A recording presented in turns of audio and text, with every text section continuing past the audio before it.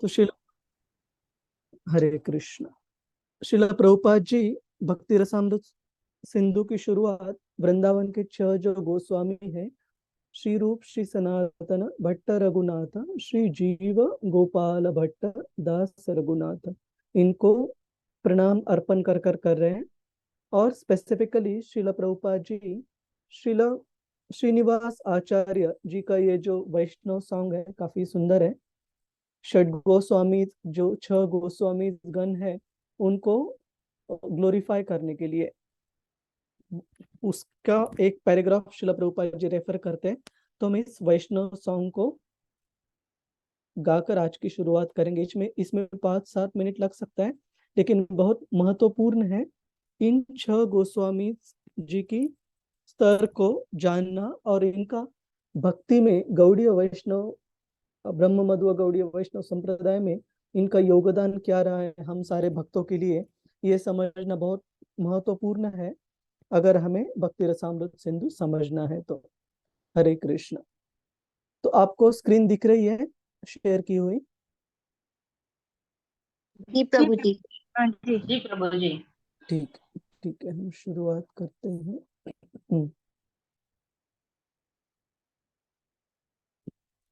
जय श्री श्री षडगोस्वामी अष्टकम की जय।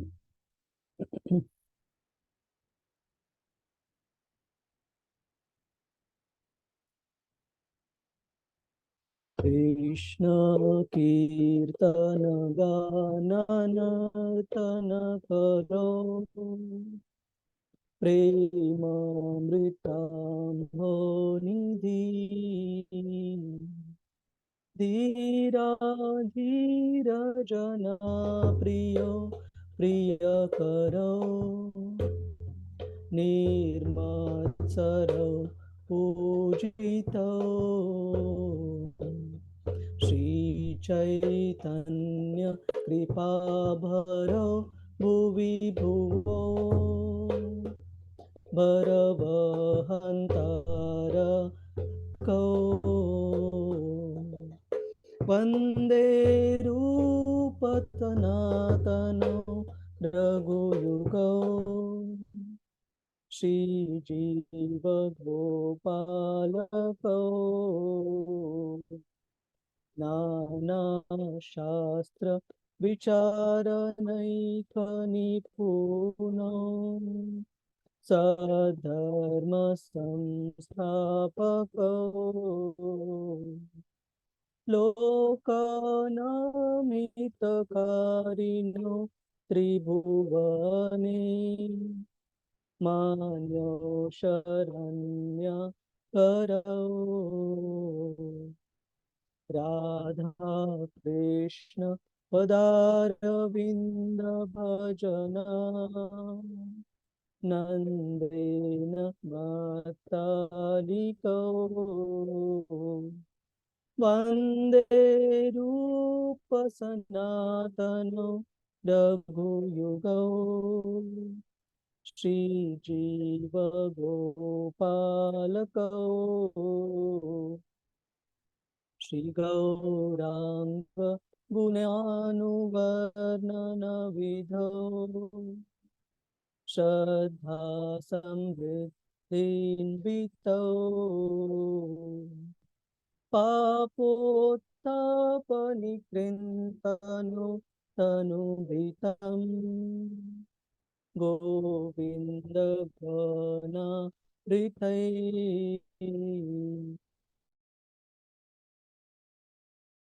आनन्दाम्बुधि वर्धनैकनिपुणो, कैवल्य निष्ठारको, वन्दे रूप सनातनो रघुयुगो, श्रीजीव गोपालको, त्यक्त्वा पूर्णमशेषमण्डलपति, श्रेणीं सदा तुच्छ्रभ्र, भूत्वा दीनगणेशको करुणया, कौपीनकण्ठ श्रितौ गोपी भाव रसामृताब्धिलहरी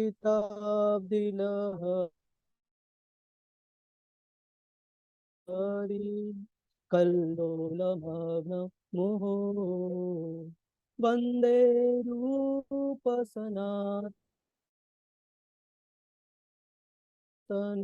रघुयुगौ श्रीजीवगोपालकौ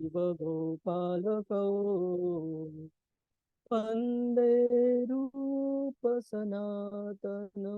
रघुयुगौ श्रीजीवगोपालकौ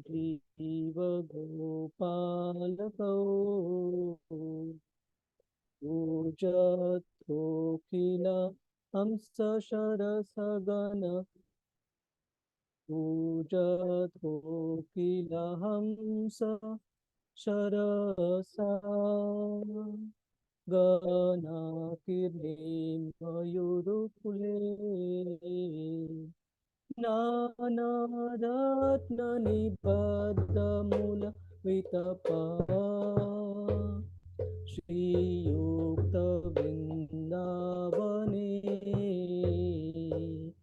राधा कृष्णम् आहार निशं प्रभजतौ जीवातदौ यौमुदा वन्दे रूपसनातनौ रघुयुगौ श्रीजीवगोपालकौ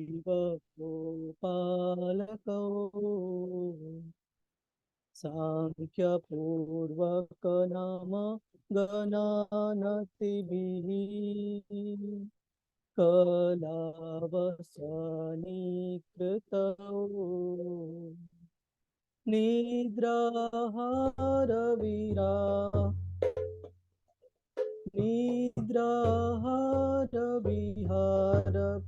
निद्राहारविहारपदिविजितौ चन्त्यन्तर्दीनौ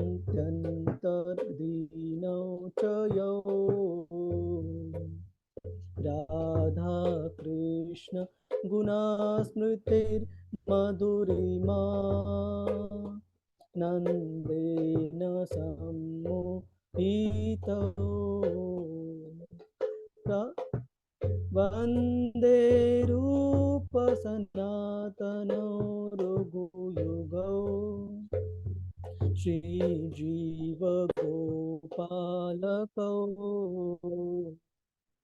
राधा कुण्डतते कालिन्दतनया तीरे च वंशीवटे प्रेमोन्मादवसत् अशेषदश या ग्रस्तौ प्रमत्तौ सदा गायन्तौ च कदा हरेर्गुणवरम् भावविभूतौ मुदा वन्दे रूपसनातनौ रघुयुगौ श्रीजीवगोपालकौ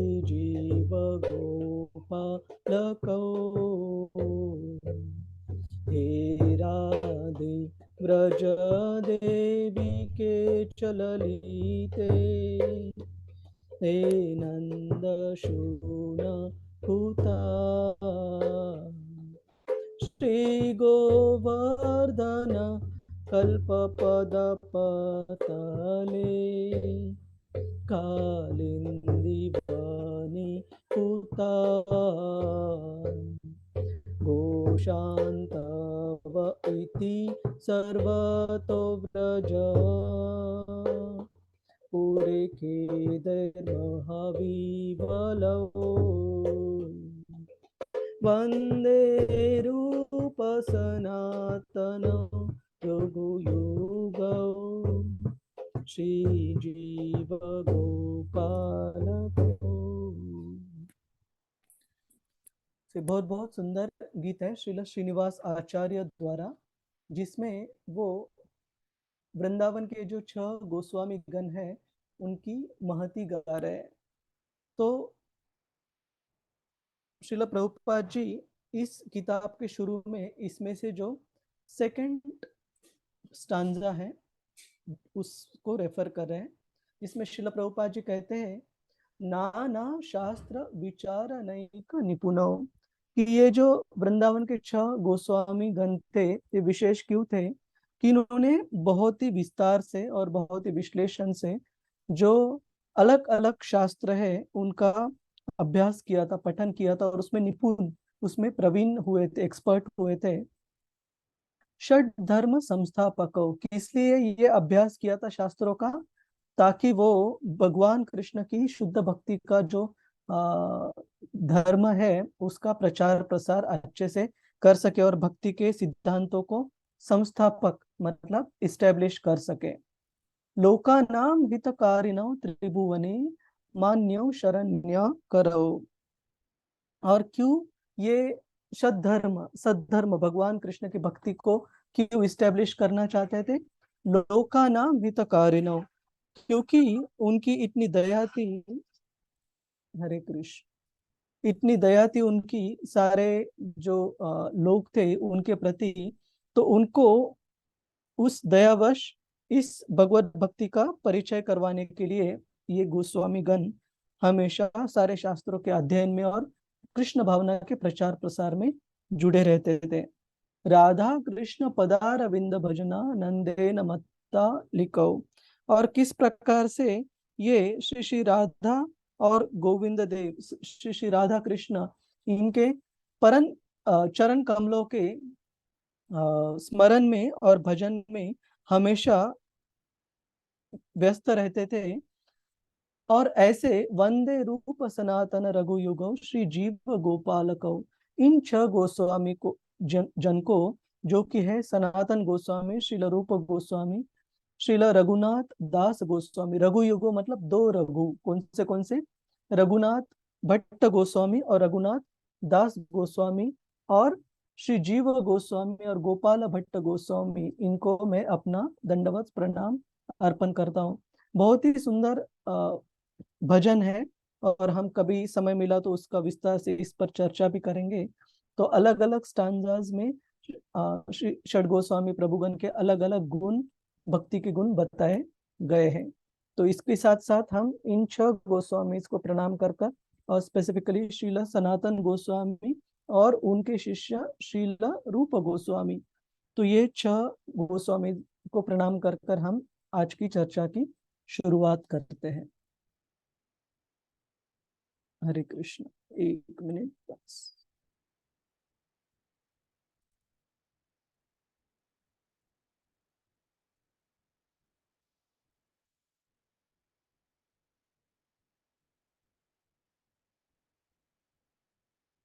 ओम अज्ञानतिमिरन्धस्य ज्ञानाञ्जनशलाकया चक्षुरुन्मिलितं येन तस्मै श्रीगुरवे नमः। नमः ॐ विष्णुपदाय कृष्णपृष्ठाय भूतले श्रीमते भक्तिवेदान्त स्वामिनिति नामिने।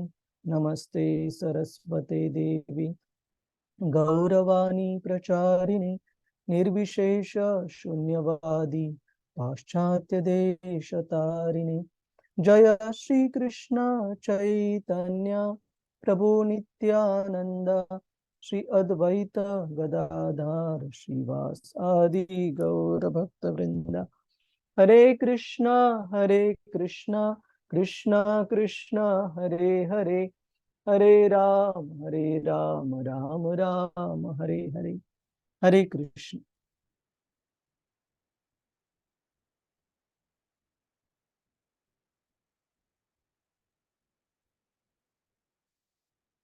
तो इस पर हमने अभी चर्चा की कि 6 गोस्वामी ये क्यों विशेष थे और इनका हमारे ब्रह्म मध्व गौड़ीय संप्रदाय के लिए क्या महत्व, क्या योगदान रहा है। और उन वृंदावन के जो 6 गोस्वामी है, वो उनमें से अलग अलग जगह से श्री चैतन्य महाप्रभु ने इनको प्रेरणा देकर वृंदावन भेजा था। और इन गोस्वामी में से जो मुख्य गोस्वामी, मतलब सारे ही वैसे विशेष थे, लेकिन जो सबसे सीनियर, सबसे वरिष्ठ जो गोस्वामी थे वो कौन थे इन छह में से? हरे कृष्ण। श्रील सनातन गोस्वामी प्रभु। शीला सनातन गोस्वामी, बहुत बहुत धन्यवाद। तो जो दो थे प्रमुख, वो थे शीला सनातन गोस्वामी और उनके भाई शीला रूप गोस्वामी। और उन दो में से भी शीला रूप गोस्वामी ने शीला सनातन गोस्वामी को अपने गुरु के रूप में स्वीकार किया था, जो उनके बड़े भाई थे शीला सनातन गोस्वामी। और इनकी कथा शीला प्रभुपाद जी बताते हैं कि ये एक बहुत ही उच्च कुल, सारस्वत ब्राह्मण कुल से इनका जन्म हुआ था कर्नाटक में।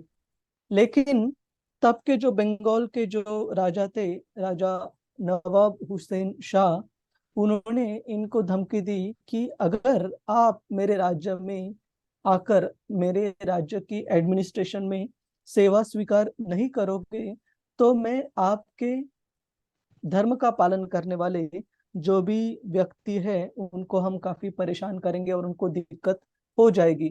तो मजबूरन, न चाहते हुए भी, ये जो दो भाई थे उन्होंने नवाब हुसैन शाह जी की नौकरी स्वीकार की। और उस जमाने में ऐसे कहा, मतलब जो वर्णाश्रम की व्यवस्था थी वो इतनी ज्यादा स्ट्रिक्ट थी, सख्त थी, कि जो कोई एक बार वर्णाश्रम धर्म के बाहर रहने वाले जो लोग हैं उनकी अगर सेवा में जुट जाते हैं तो उन व्यक्ति को भी वर्णाश्रम धर्म से बाहर किया जाता था। इसी प्रकार से ये जो दो भाई थे उनका नाम हुआ शीला, सॉरी, नवाब हुसैन शाह ने रखा हुआ नाम क्या नाम था, किसी को पता है इन दोनों भाइयों का? दबीर खास प्रभु जी। हाँ हाँ, दबीर खास। साकर मलिक सनातन गोस्वामी जी का नाम था और दबीर खास रूप गोस्वामी जी का। हाँ, तो शिला प्रभुपाद जी बताते, बहुत बहुत धन्यवाद माता जी। शिला प्रभुपाद जी बताते हैं कि ये जो दो नाम थे वो केवल नाम नहीं थे, वो एक पदवी, वो एक टाइटल दिए गए थे नवाब हुसैन शाह द्वारा, जो कि काफी विशेष व्यक्तियों को उनके समाज में दिए जाते हैं। क्योंकि उनका जो एडमिनिस्ट्रेशन था नवाब हुसैन शाह जी के राज्य में, वो इतना अच्छे से, वो एडमिनिस्ट्रेट इतने अच्छे से राज्य चलाते थे, प्राइम मिनिस्टर और फिनांस मिनिस्टर के रूप में, कि राजा ने प्रसन्न होकर इन दोनों को विशेष पदवी प्रदान की थी, जिससे इनका नाम हो गया सकार मलिक, जो कि बाद में सनातन गोस्वामी जी बने, और दबीर खास, जो कि बाद में शीला रूप गोस्वामी बने। और इन छह गोस्वामी को श्री चैतन्य महाप्रभु ने दो प्रकार के विशेष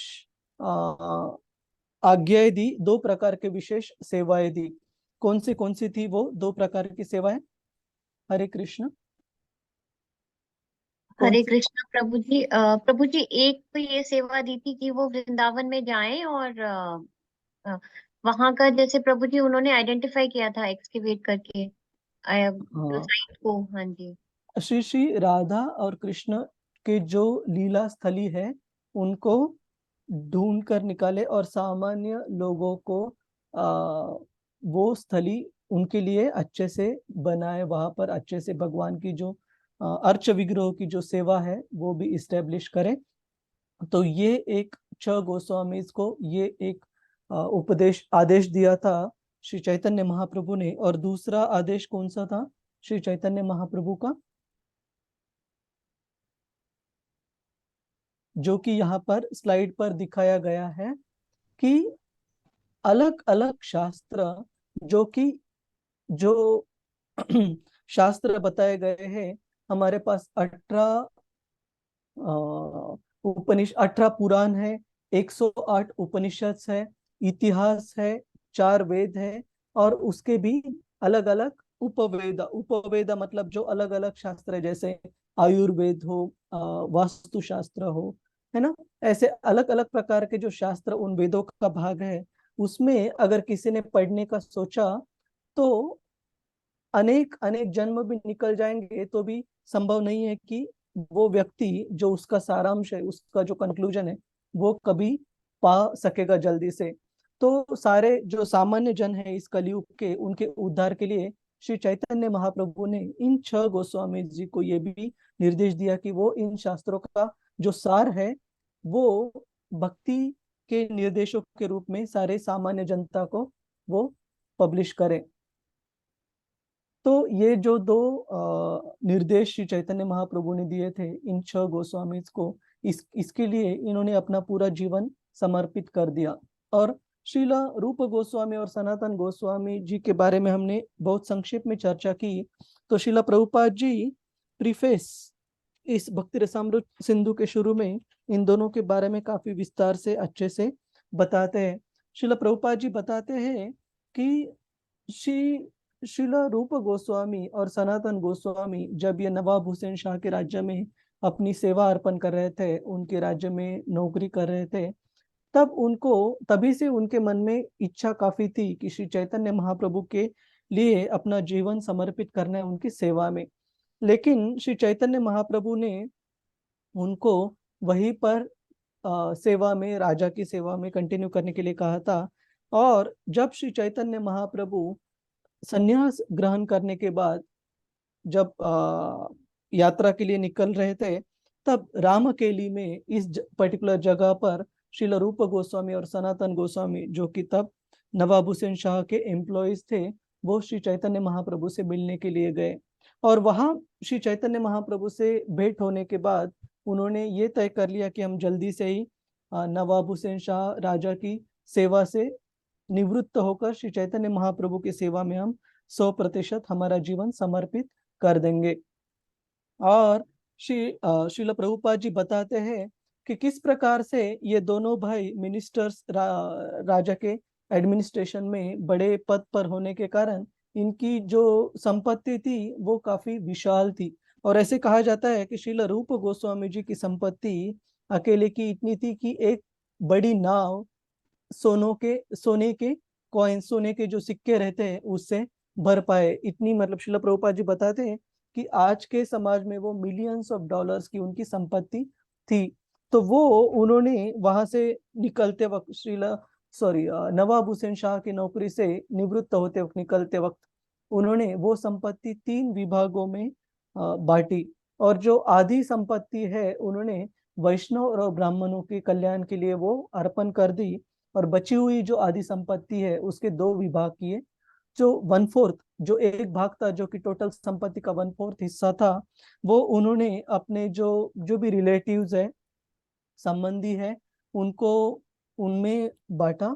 और जो 1/4 बाकी जो बचता था वो खुद के इमरजेंसी के लिए उन्होंने एक गांव के जो लोकल बैंकर्स वगैरह रहते, जो कि धन संपत्ति हैंडल करते थे, उनके पास रख दिया।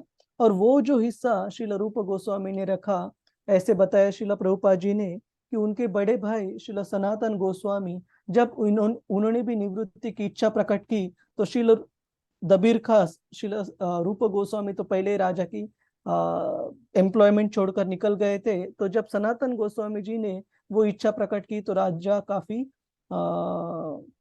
गुस्सा हो गया। इनफैक्ट ऐसे कहा जाता है कि उन्होंने वो इच्छा भी प्रकट नहीं की, सबसे पहले उन्होंने he went on a sick leave, उन्होंने मेडिकल लीव पर गए और काफी दिन वो राजा के महल में सेवा के लिए आए नहीं। तब राजा ने एक दूसरे उनके मंत्री को भेजा देखने के लिए कि क्या तबीयत में क्या दिक्कत हुई है उनको।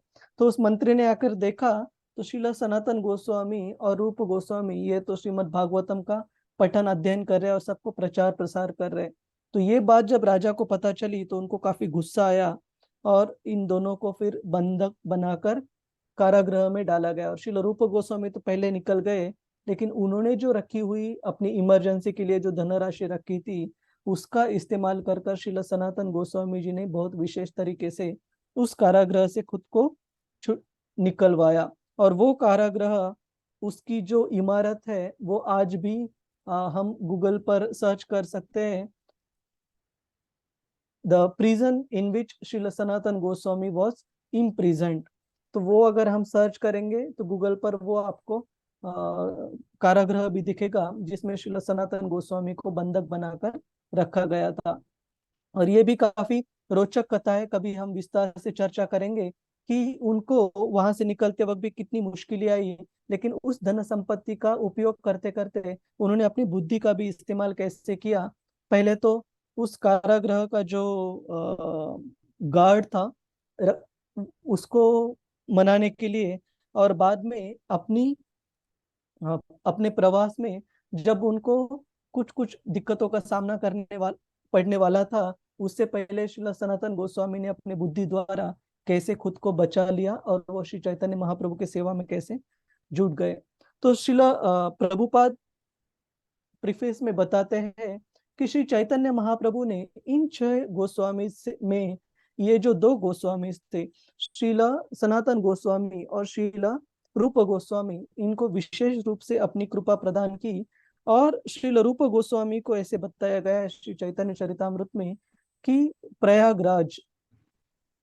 प्रयागराज में दशाश्वमेध घाट है, और यह दशाश्वमेध घाट दोनों जगह पर है, वाराणसी में भी है और प्रयागराज में भी है।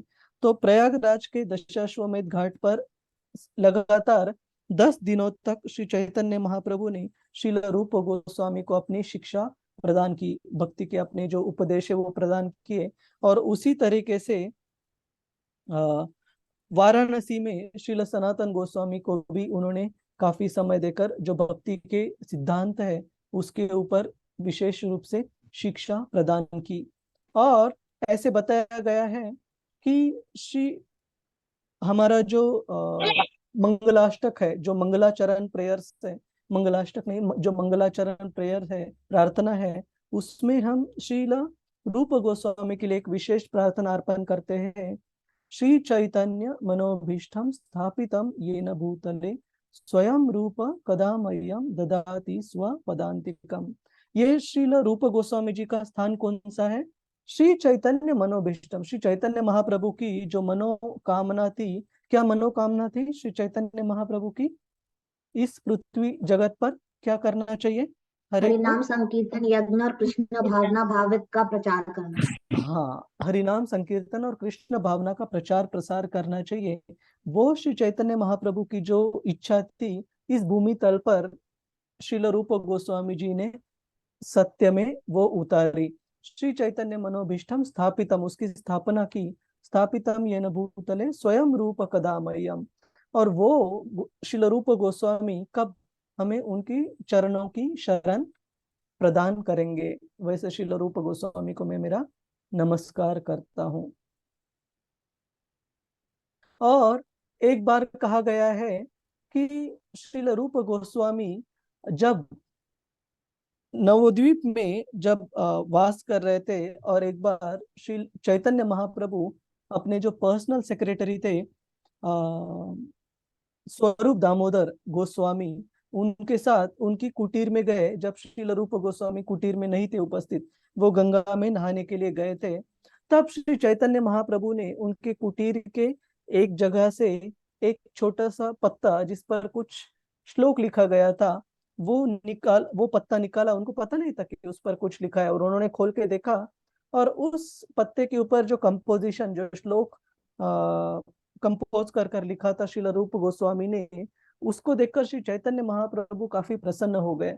और उन्होंने अपने जो पर्सनल सेक्रेटरी थे श्रील स्वरूप दामोदर गोस्वामी, उनको ये प्रश्न पूछा कि हे स्वरूप दामोदर, ये ऐसे कैसे हो सकता है कि श्रील रूप गोस्वामी को मेरे हृदय की क्या इच्छा है ये सब उनको पता है। तो तब स्वरूप दामोदर गोस्वामी जी ने कहा कि हे महाप्रभु, क्योंकि आपने उनको अपनी कृपा प्रदान की है, तभी वो आपके हृदय में क्या है वो जान सकते हैं, और आपके निर्देशों को वो अच्छी तरीके से किताब रूप में वो लिख पा रहे। भक्ति के जो काव्य है, भक्ति के जो ग्रंथ है, वो इतने अच्छे तरीके से वो लिख पा रहे हैं। इसी प्रकार से हम जानते हैं कि इन 6 गोस्वामी में श्रील रूप गोस्वामी बहुत बहुत विशेष है श्री चैतन्य महाप्रभु के अनुयायियों के लिए। और श्रील प्रभुपाद जी प्रीफेस में लिखते हैं कि इसी वजह से हम अपने आप को श्रील रूप गोस्वामी जी के दास, सेवक और उनके अनुयायी के रूप में मानते हैं। और इसलिए भक्तों को कहा जाता है, गौड़ीय वैष्णव संप्रदाय के भक्तों को कहा जाता है रूपानुगा। रूपानुगा कदा मह्यम ददाति स्व पदांतिकम। हम श्रील रूप गोस्वामी जी के अनुयायी है, उनके सेवक हैं। स्वयं रूप कदा मह्यम ददाति स्व पदांतिकम, वो रूप गोस्वामी कब हमें उनके चरण कमलों की शरण प्रदान प्रदान करेंगे।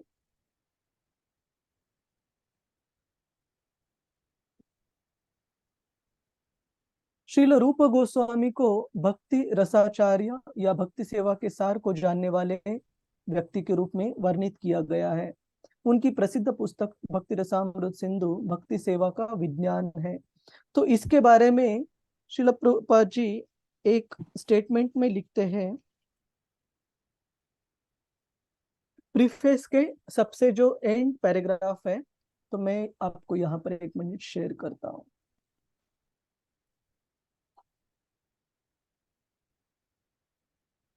जो सबसे आखिरी पैराग्राफ है उसमें श्रील प्रभुपाद जी लिखते हैं कि किस प्रकार से किन व्यक्तियों के लिए ये जो किताब है भक्ति रसामृत सिंधु, किन लोगों के लिए ये प्रदान की गई है।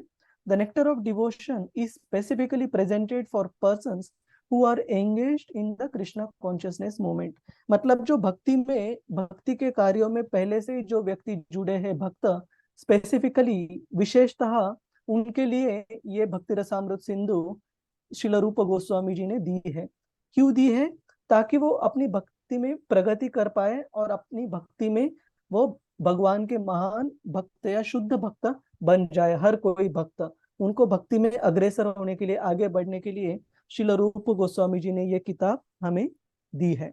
तो ये बाहर के लोगों के लिए, उन्होंने तो अगर पढ़ा तो जरूर भक्ति को प्राप्त करेंगे, लेकिन उससे भी ज्यादा विशेष महत्वपूर्ण है कि जो भक्ति का पालन करने वाले जो भक्तगण है, उन्होंने ये किताब जरूर अच्छे से विस्तार से पढ़नी चाहिए।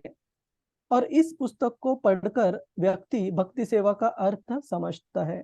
ये श्रील प्रभुपाद जी चैतन्य चरितामृत के तात्पर्य में लिख रहे हैं।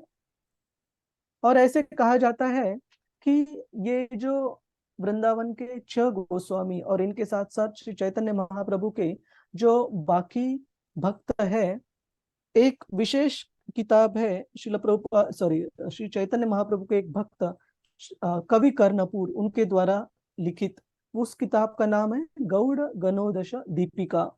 तो उस छोटी सी पुस्तिका में कवि कर्णपुर जी ने श्री चैतन्य महाप्रभु के लीला में जो अलग अलग भक्त थे, उनका स्वरूप बताया गया है, नित्य स्वरूप श्री श्री राधा कृष्ण जी के लीला में गोलोक वृंदावन में। तो उसमें कहा गया है कि ये जो 6 गोस्वामी है वृंदावन के, यह श्रीमती राधा रानी की जो 6 मंजरीज है, मंजरीज मतलब कौन, टोटल जो सहायिका, सॉरी कम अगेन माता जी। सहायिका जो मदद सहायिका, करती है सारा हाँ सेटअप करने में। हाँ सहायिका। और उनकी जो उम्र बताई गई है वो भी काफी कम, मेरे ख्याल से if I am not wrong they are around 8-9 years old, काफी छोटी है उम्र में। और सहायक वो किसको करती है? जो अष्ट सखी है, जो श्रीमती राधा रानी और उनकी जो अलग अलग सखियां है, जो प्रिंसिपल जो गोपीज है, 8 अष्ट सखीज, उनको श्री श्री राधा और कृष्ण की लीला में मदद करने के लिए जो सहायिका का रोल निभाती है, वो ये 6 मंजरी है। और उसमें से श्रील रूप गोस्वामी जो है वो श्री रूप मंजरी है, जो कि श्री श्री राधा कृष्ण की नित्य लीला में अपना सहयोग देते हैं।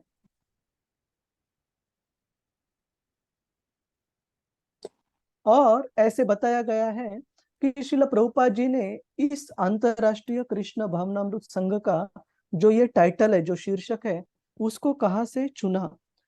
श्रील प्रभुपाद जी ने वो टर्म कॉइन की, international society for Krishna consciousness, ISKCON. तो ये टर्म कहाँ से श्रील प्रभुपाद जी ने बनाई? श्रील रूप गोस्वामी जी का एक कंपोजिशन है पद्यावली। उस पद्यावली में कृष्ण चेतना, कृष्ण भावना, ये शब्द का इस्तेमाल किया हुआ है श्रील रूप गोस्वामी जी ने अपने काव्यों के कंपोजिशन में।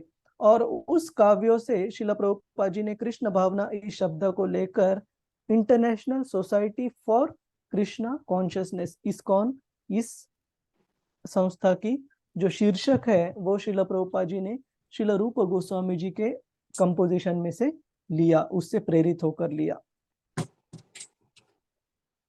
और लीलामृत में ये सत्स्वरूप महाराज द्वारा लिखा गया है कि कृष्ण चेतना श्रील रूप गोस्वामी जी के पद्यावली की 16वीं शताब्दी में लिखे गए एक वाक्यांश का श्रील प्रभुपाद जी का स्वयं का प्रतिपादन था। कृष्ण भक्ति रस भाविता, कृष्ण की भक्ति सेवा करने के मधुर स्वाद में लीन होने के लिए ये श्रील प्रभुपाद जी ने इस जो कंपोजिशन है उससे प्रेरणा लेकर इस्कॉन का शीर्षक लिया। और ऐसे कहा जाता है कि श्रील प्रभुपाद जी के जो जब भी श्रील प्रभुपाद जी क्लासेस लेते थे, ज्यादातर जब वो भारत में क्लासेस लेते थे और मंदिर के बाहर, हमारे इस्कॉन के मंदिरों के बाहर ज्यादातर श्रील प्रभुपाद जी उस भाषा का प्रयोग करते थे वो बाहर के लोगों को भी ज्यादा समझ में आए। जैसे श्रील प्रभुपाद जी ने जब पंडाल प्रोग्राम किया 1971 में भारत में, तब उन्होंने हिंदी में क्लासेस दी थी। और हर एक शाम मुंबई में कौन सा मैदान है वो, क्रांति क्रांति मैदान, क्रॉस मैदान, सॉरी नॉट क्रांति मैदान, क्रॉस मैदान जो साउथ बॉम्बे में, साउथ मुंबई में है, उस पर श्रील प्रभुपाद जी ने अपनी श्रीमद् भागवतम पर व्याख्यान दिए। उसमें हर शाम को 20-20, 25-25 हजार लोग आते थे। लेकिन केवल श्रील प्रभुपाद जी की एक सीरीज है क्लासेस की, जो कि श्रील प्रभुपाद जी ने अराउंड 20 दिनों तक दी वृंदावन में अपने भक्तों के लिए। श्रील प्रभुपाद जी ने भक्ति रसामृत सिंधु में से क्लासेस दी। और ऐसे कहा गया है कि श्रील प्रभुपाद जी ने खुद इन क्लासेस के लिए वीडियो रिकॉर्डिंग करने के लिए कहा। और श्रील प्रभुपाद जी की भक्ति रसामृत सिंधु पर आधारित ये क्लासेस आज भी उपलब्ध है यूट्यूब पर। अगर आप सर्च करेंगे Srila Prabhupada nectar of devotion, you will get the series of classes. और श्रील प्रभुपाद जी ने कहा था, क्योंकि ये जो भक्ति रसामृत सिंधु की जो क्लासेस है वो स्पेसिफिकली विशेषतः मेरे जो इस्कॉन के जो शिष्य है, भक्त है, उनके लिए ये क्लासेस है, तो इसलिए श्रील प्रभुपाद जी ने ये पूरी जो सीरीज है नेक्टर ऑफ डिवोशन की, ये इंग्लिश में क्लासेस दी, ताकि विशेषता उनके जो पाश्चात्य देशों से इतने सारे शिष्य उनके साथ आए थे इस कृष्ण भावनामृत आंदोलन में उनकी मदद करने के लिए, उनको भक्ति में आगे बढ़ने के लिए ये भक्ति रसामृत सिंधु की शिक्षाएं मदद करे। और श्रील प्रभुपाद जी बताते हैं अपने प्रीफेस में इस पुस्तक के, कि इस भौतिक जगत में हर कोई व्यक्ति अपनी स्वाभाविक नेचर, अपने स्वभाव से हर कोई व्यक्ति किसी न किसी की सेवा करने में जुटा है। क्यों जुटा है? क्योंकि उसे उस सेवा अर्पण कर कर एक विशेष प्रकार के रस का लाभ होता है, एक विशेष प्रकार का रस आनंद प्राप्त होता है। और कोई उदाहरण दे सकता है कि किस प्रकार से हर एक व्यक्ति, हम में से भी हर कोई व्यक्ति जरूर किसी न किसी की सेवा में जुड़ा है। तो हम अभी कृष्ण भावना में आने का प्रयास करें, भक्त बनने का प्रयास करें, तो जरूर भगवान कृष्ण को भी अपनी सेवा अर्पण कर रहे हैं। लेकिन ये शुरू करने से पहले भी हम किसी न किसी की सेवा करते आ रहे हैं। करिश्मा माता जी, हरे कृष्ण। हरे कृष्ण प्रभु जी, दंडवत प्रणाम। दंडोस माता। अब प्रभु जी, वैसे हम देखते हैं कि भौतिक जीवन में जॉब के लिए भी अभी तो सभी लोग सेवा ही करते हैं, सरकार की सेवा करे या कहीं पर भी नौकरी कर रहे, तो वो शब्द ही है नौकरी, यानी कि नौकर बन के सेवा करना। और अगर वो नहीं करते हैं तब भी सभी के सभी, अगर कोई कृष्णा की सेवा नहीं कर रहा है वो तब भी माया का दास है। बिल्कुल बिल्कुल सही करिश्मा माता जी। और हम देखते हैं कि ये नौकरी करने वाले लोग भी जब वो धनराशि प्राप्त करते हैं, लक्ष्मी प्राप्त करते हैं, तब उनको काफी आनंद होता है उस धनराशि का, उस फल का इस्तेमाल करके अपने प्रियजनों के लिए, अपने स्पाउस के लिए, बच्चों के लिए जब वो इस्तेमाल करते हैं तभी उनको आनंद होता है। जैसे मैं हमेशा उदाहरण देता हूँ कि किसी व्यक्ति को अगर ऐसे कहा कि आपको एक जगह पर हम नौकरी के लिए लेके जाएंगे और आप जितनी चाहे उतनी धनराशि आपको मिलेगी, लेकिन एक आपको रूल रहेगा। क्या रूल है? कि आपको दूर कहीं लेके जाएंगे हम, जैसे नॉर्थ पोल हो या साउथ पोल हो, जहां पर ज्यादा मानव बस्ती कुछ है नहीं, और आपको जो भी धनराशि, जो भी लक्ष्मी प्राप्त होगी, आपको वही प्राप्त होगी और आप उसको लेकर आ नहीं सकते। तो क्या आपको लगता है कोई वो जॉब लेगा? नहीं प्रभु जी। कोई नहीं लेगा। क्यों नहीं लेगा वो जॉब? प्रभु जी संतुष्टि नहीं मिल रही है, क्योंकि हमारा अंदर से स्वभाव है सेवा करना। हमें ये दिख रहा है कि हम किसी की सेवा कर ही नहीं रहे हैं, तो हमें वो अंदर से सेटिस्फेक्शन नहीं मिल रहा। हाँ, जब वो संतुष्टि नहीं हो रही तो इंसान को प्रेरणा ही नहीं मिल रही आगे कार्य करने की।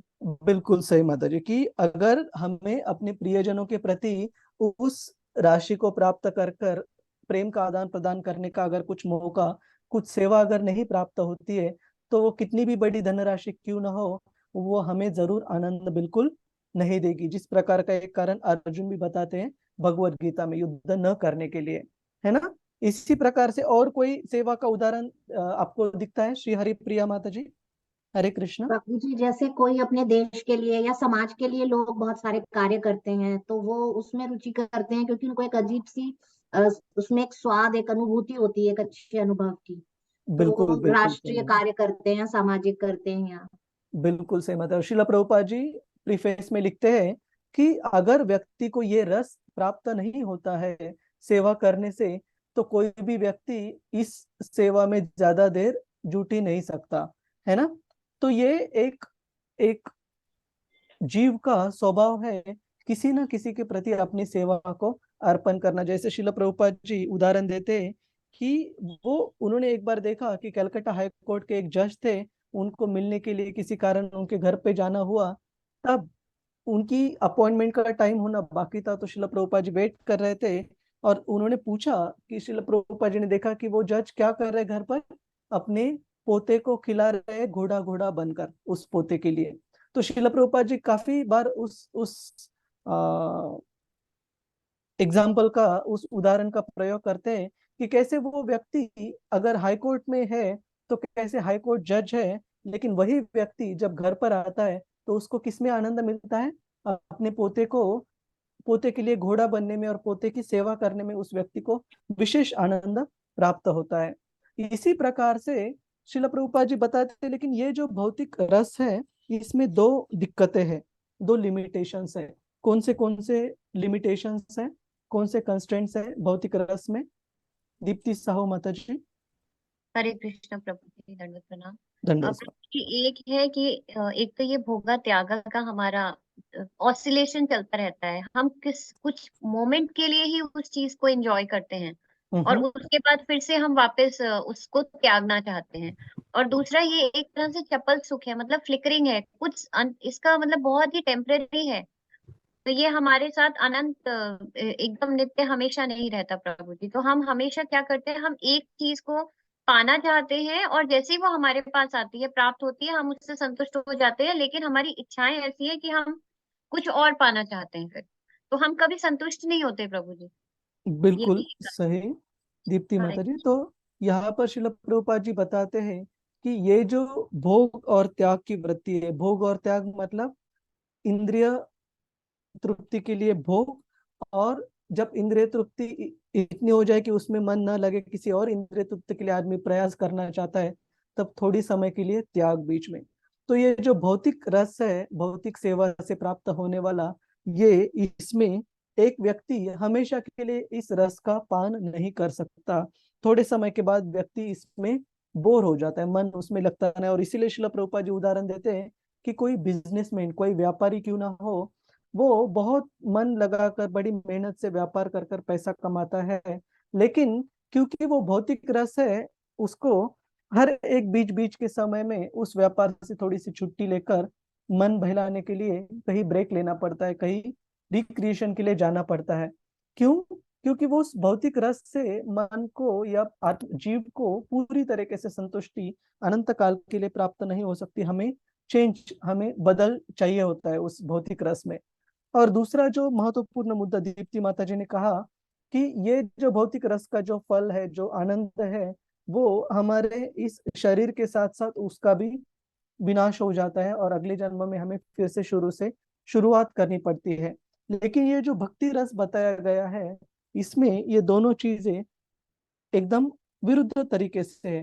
कि इसमें भक्ति रस में हम देखते हैं कि ऐसे काफी भक्त होकर गए इस अंतरराष्ट्रीय कृष्ण भावनामृत संघ में, जिनको शिला प्रभुपाद जी ने कोई कोई विशेष प्रकार की सेवा दी थी, ऐसे एक भक्त होकर गए जिनको श्रील प्रभुपाद जी ने सेवा दी थी कृष्ण बलराम मंदिर में एक विशेष राधा श्याम सुंदर के लिए सेवा करने के लिए। और उनका मन इतना अच्छे से लगता था श्री राधा श्याम सुंदर जी की सेवा में कि 30 साल श्री श्री राधा श्याम सुंदर जी के मंदिर में वृंदावन में सेवा करने के बावजूद इस भक्त ने कभी जाकर यमुना नहीं देखी थी, कभी जाकर गोवर्धन नहीं देखा था। इतना उनकी संतुष्टि थी, ऐसे नहीं कि किसी ने उनको रोक रखा था, लेकिन कभी उनको ऐसे लगा ही नहीं कि ये सेवा छोड़कर मुझे वृंदावन में और कोई चीजें जाने के लिए देखने के लिए जाना भी जरूरी है। तो ये भक्ति रस का विशेष रूप है कि इसमें जो संतुष्टि प्राप्त होती है, जो रस प्राप्त होता है, वो किसी खंड बिना, किसी इंटरप्शन, किसी ब्रेक बिना हमें अमृत प्राप्त होता है जो कि एंडलेस है। और दूसरा है कि हमारे शरीर के साथ साथ इस भक्ति रस का जो स्वाद है उसका कभी अंत नहीं होता, जन्मों जन्मांतर तक। इनफैक्ट ऐसे कहा जाता है, श्रील प्रभुपाद जी उस श्लोक को रेफर करते भगवद गीता में से 240, नेहा विक्रमनाशोस्ति प्रत्यवायो न विद्यते स्वल्पम अपि अस्य धर्मस्य त्रायते महतो भयात्। अगर इस भक्ति का थोड़ा सा भी हमने प्रयास किया तो भी ये छोटा सा प्रयास भी हमें काफी बड़े बड़े मुश्किलों से, दिक्कतों से बचा सकता है। तो ये है भक्ति का रस और भौतिक रस, दोनों में क्या फर्क है। और श्रील प्रभुपाद जी बताते हैं, भक्ति रसामृत सिंधु, यह संस्कृत शब्द है और इसका अनुवाद है भक्ति का अमृत। लेकिन रूप गोस्वामी का उद्देश्य भक्ति रस का सागर प्रस्तुत करना है। रस का अर्थ है मधुर रस, यह समुद्र की तरह है, इस सागर की सीमा है, लेकिन भक्ति का जो सागर है उसकी सीमा बिल्कुल नहीं है। और अमृत मतलब बताया गया है वो शाश्वत रस है भक्ति का, भक्ति रस अमृत सिंधु।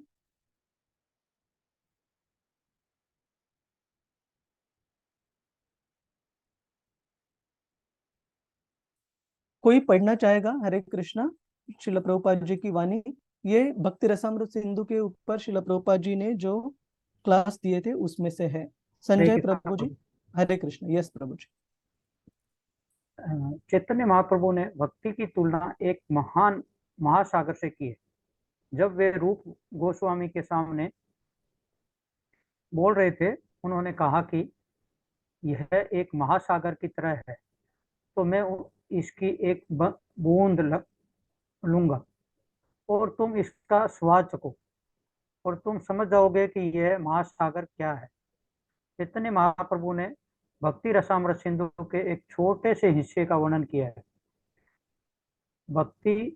भक्ति सेवा एक रस है, स्वाद है, और स्वाद अमृत है, शाश्वत है। हरे कृष्णा प्रभु जी। हरे कृष्णा। बहुत बहुत धन्यवाद संजय प्रभु जी। तो यहाँ पर श्री चैतन्य महाप्रभु श्रील रूप गोस्वामी को कह रहे हैं कि एक इस भक्ति के अनंत सागर का, इस भौतिक जगत में जो समुंदर है उनके हम देखते हैं कि उसके तट है ना, उसके सी शोर है, लेकिन जो भक्ति का सागर है उसकी कोई सीमा बिल्कुल नहीं है।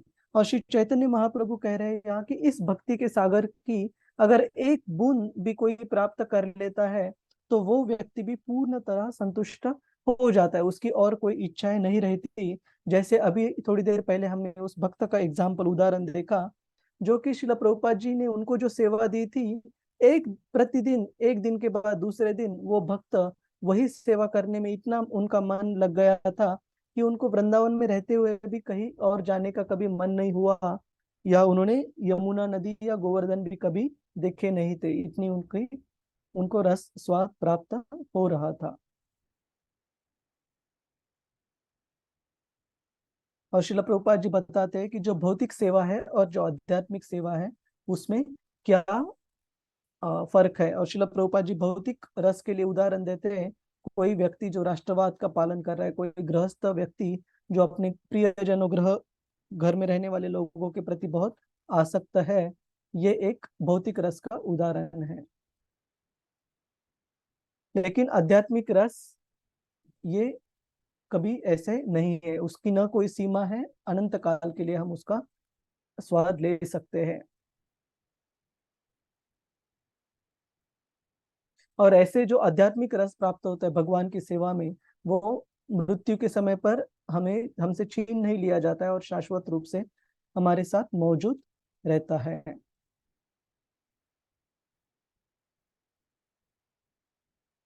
जीवन के इस पारलौकिक भक्ति रस चरण में, कृष्ण के चरण में संतुष्टि के लिए किए गए किसी भी कार्य का सदा आनंद लिया जा सकता है। जब कोई इस प्रकार भक्ति सेवा में लगा होता है तो सभी प्रकार के रस या मधुर अनंत काल में बदल जाते हैं। इसका मतलब है कि जो भी अलग अलग प्रकार का आदान प्रदान भगवान कृष्ण एक भक्त के साथ करते हैं, वो हर कोई कार्य, हर कोई सेवा, भगवान कृष्ण की सेवा में किए हुए कार्य, वो अलग अलग प्रकार के अनंत काल के लिए रस में परावर्तित हो जाते हैं।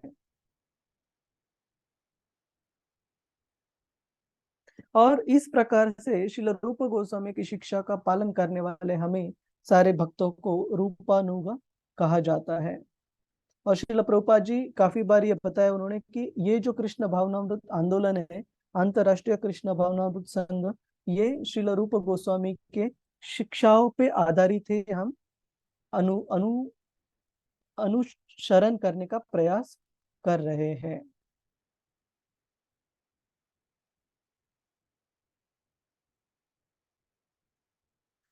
ओके, तो ये ग्रुप एक्सरसाइज है। इस प्रस्तावना, ये जो हमने प्रीफेस देखा, इसके आधार पर भक्ति के भक्ति अमृत लिखने के कारणों की पहचान करें कि भक्ति का जो रस है वो उसे अमृत क्यों कहा गया है, कारण क्या है। और ये जो मुद्दा है, इसको हम हमारे व्यक्तिगत जीवन में और सामाजिक जीवन में, समाज के लिए कैसे इसको एप्लीकेबल कैसे है, ये पर्टिकुलर मुद्दा। तो इसमें किसी को कोई डाउट है क्या, चर्चा करनी है? हरे कृष्णा। आप श्रील प्रभुपाद जी का जो प्रस्तावना है, जो प्रीफेस है, उसको रेफर कर सकते हैं चाहिए तो। ठीक है, एक मिनट मैं आपको कॉपी करके यहाँ पर देता हूँ।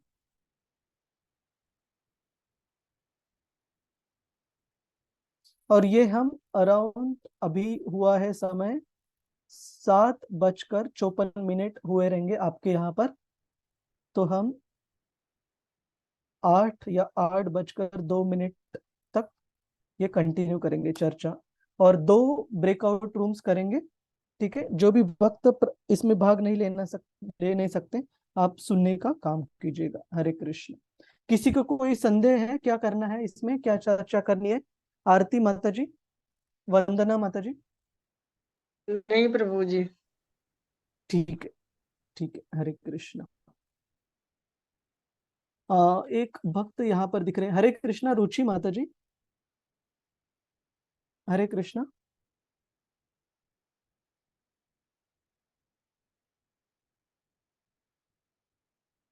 ठीक है, हम ब्रेकआउट रूम शुरू करते हैं।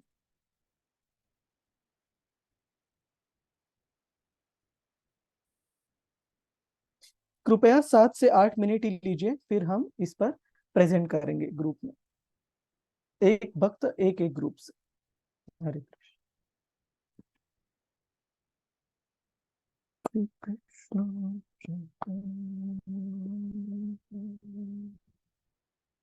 दया करो।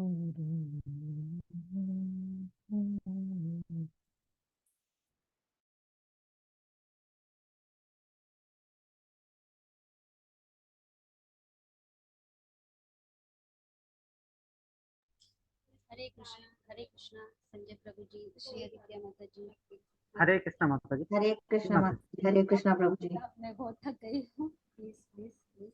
हाँ मैं बहुत थक गई, आप संजय प्रभु जी बोलिए। जी माता जी। इसमें प्रस्तावना के अंदर प्रभुपाद ने जो लिखा है, जैसे प्रकाश या वायु के कंपन पर विस्तार होता है, वैसे ही हमारी प्रेम प्रवृत्ति का विस्तार होता है, लेकिन हम नहीं जानते कि ये कहाँ समाप्त होती है। भक्ति का अमृत हमें कृष्ण से प्रेम करने की आसान विधि द्वारा प्रत्येक जीव को पूरी तरह से प्रेम करने का विज्ञान सिखाता है।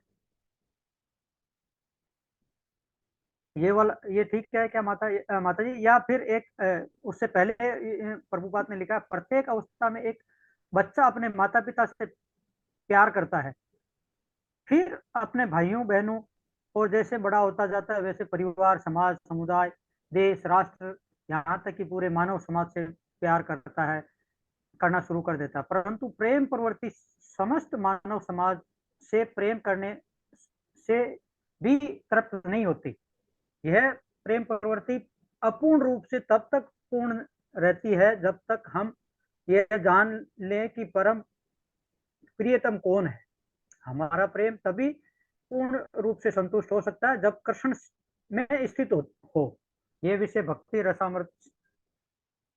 भक्ति के अमृत का योग और सार है, जो हमें सिखाता है कि कैसे 5 अलग अलग दिव्य रसों में कृष्ण से प्रेम किया जाए। हरे कृष्णा माता जी।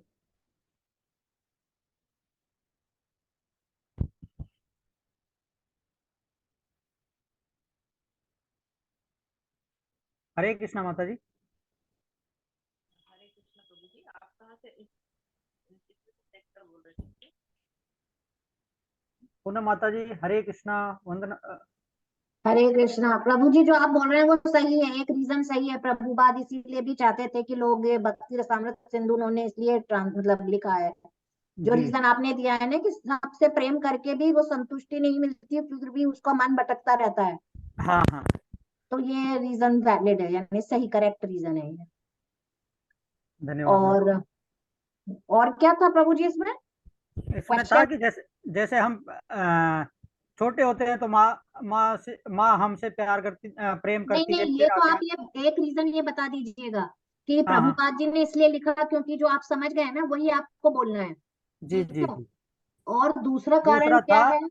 जैसे प्रकाश या वायु में कंपन का विस्तार होता है, वैसे ही हमारी प्रेम प्रवृत्ति का विस्तार होता है, लेकिन हम नहीं जानते कि ये कहाँ समाप्त होगी। भक्ति का अमृत हमें कृष्ण से प्रेम करने की आसान विधि द्वारा प्रत्येक जीव को पूरी तरह से प्रेम करने का जी विज्ञान जी, सिखाता है। तो ये वाला सही है, क्योंकि भक्ति योग से हम बहुत आसानी से उस विज्ञान को सीख सकते हैं, जिससे हम कृष्ण भावना, कृष्ण के साथ प्रेम करें, तो वो परमानेंट होता है, यानी स्थायी होगा वो, उसमें जी भटकाव की स्थिति नहीं आएगी जीव के लिए। तो ये दूसरा जी। कारण हो जाएगा। और तीसरा कारण हम ये कह सकते हैं कि जब अपने स्वयं की इंद्रिय तृप्ति के लिए जब कोई भी मनुष्य कोई भी कर्म करता है, तो वह जिसे कहते हैं ना भोग त्याग की स्थिति में चला जाता है। जी जी इंद्रियों जी। का कभी मतलब वो भोग त्याग आपने पढ़ा ही होगा थोड़ा। हाँ हाँ, तो जब बिल्कुल। इंद्रिय तृप्ति के लिए मनुष्य सजग होता है या कार्य करता है, तो वह अस्थायी होती है, और कुछ समय हाँ, के उसका बाद जो उसका स्थिति उदाहरण मेरे पास है। इंद्रिय परिवर्तित होती तृप्ति के रहती लिए जो आप माता जी बता रहे हैं, है। जी उसका मेरे पास एक अच्छा उदाहरण है। जी, तो वो वाला एक एग्जाम्पल आप भोग त्याग के साथ बता दीजिएगा। तो इसलिए श्रील प्रभुपाद ये भी चाहते थे कि उनका, याद है मूड एंड मिशन में हमने पढ़ा था कि वो चाहते थे कि पूरी दुनिया ऐसे ही भटक रही है और संतुष्टि नहीं है किसी को भी अपने इंद्रिय भोग के बाद भी, जब तक वह यह नहीं सीख लेते कि उन्हें कृष्ण की अ, इंद्रिय तृप्ति के लिए कार्य करना चाहिए। अपने स्वयं की इंद्रिय तृप्तियों का और इंद्रिय विषयों की जगह उसे कृष्ण को आनंद प्रदान करने के लिए अपने सारे कार्य केंद्रित करना चाहिए, तभी उसे अनंत आनंद की अनुभूति होगी। तो इस कारण उन्होंने भक्ति रसामृत सिंधु को इसमें सारा वो बताया है, जिसे कहते हैं ना प्रोसेस बताया है, इस किताब के माध्यम से वो ये बताना चाहते हैं। जी माता जी। तो इस तरह मेरे ख्याल से पूनम माता जी और रजनी माता जी बाकी ऐड करें। 4 पॉइंट्स तो हो ही गए ना आपके। उसमें चपल सुख का भी बता दीजिएगा कि जीव और जो भी अनुभूति आप करता माता है जी कि आप बोलते रहिए, बीच में जो उसका एग्जाम्पल देना है वो मैं दे दूंगा। नहीं नहीं, आप ही बोलेंगे प्रभु जी आज। जो कुछ छूट जाएगा तो फिर पूनम माता जी कर देंगी उसकी पूर्ति। बोलना अच्छा है अच्छा। आपको, ये आपका प्रिपेयर्ड अच्छे से, आपने सही पॉइंट्स पकड़े हैं। मैं आपको सिर्फ अपनी तरफ से जो मुझे लगा कि ये भी ऐड किया जा सकता है। नहीं माता जी, आप बोलने में ठीक है, मैं अटक जाऊंगा, लेकिन नहीं आप प्रभु जी, पुश करने का। अच्छे हैं आपके बहुत, मतलब अब मैं तो आपको सिर्फ सजेस्ट कर रही हूँ, आपको जैसे मतलब लगता है कि इसे ऐड कर सकते हैं, जो मुझे नहीं नहीं ऐसा माता जी, लगता है। आपके सजेशन अच्छे हैं ना, तभी तो मैं बोल रहा हूँ, आप बोलिए, मैं पीछे से जो नहीं नहीं एग्जाम्पल है प्रभु वो। जी बोलेंगे, आप ब्रेकआउट होने ही वाला है, इसलिए एटलीस्ट आप 4 पॉइंट ये ध्यान रखिए, वो हमने अभी डिस्कस ही किए थे। और पहले हैंड रेस कर दीजिए ताकि आपके पॉइंट्स कोई और रिपीट ना कर दे। नहीं, वो तो मैंने तो बुक ओपन कर रखी है माता जी, बुक में हाँ से पॉइंट कोई बात नहीं प्रभु जी, उसी में से ही तो पढ़ेंगे हम लोग, कोई एग्जाम थोड़ी ना दे रहे हैं। इसलिए आप पहले लॉग आउट कर लेते हैं हम लोग, ताकि आप हैंड रेस कर लो, ताकि उस ग्रुप से पहले आप ये चारों पॉइंट बोल दो, भोग त्याग वाला और चप्पल सुख वाला, और जो आपने कहा गलती से एग्जिट कर लो आप, तो लीव ब्रेकआउट रूम। पूनम माता जी कुछ बोलेंगे? लो वंदना माता नहीं नहीं नहीं प्रभु जी, आप बहुत अच्छा बोल रहे हैं, आप ही बोलिएगा आज तो, बहुत अच्छा बोल रहे हैं आप। माता जी लॉग ऐसा आउट मत करते करिए। बोलिए ओके बोलिए, ओके। हो गया क्या लॉग आउट?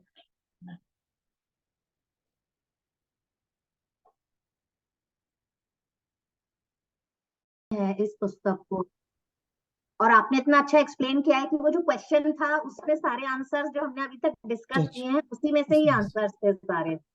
ठीक है माता जी, may be will focus more on the personal application and application for the society, हमारे जी खुद के व्यक्तिगत जो एप्लीकेशन है और समाज के लिए।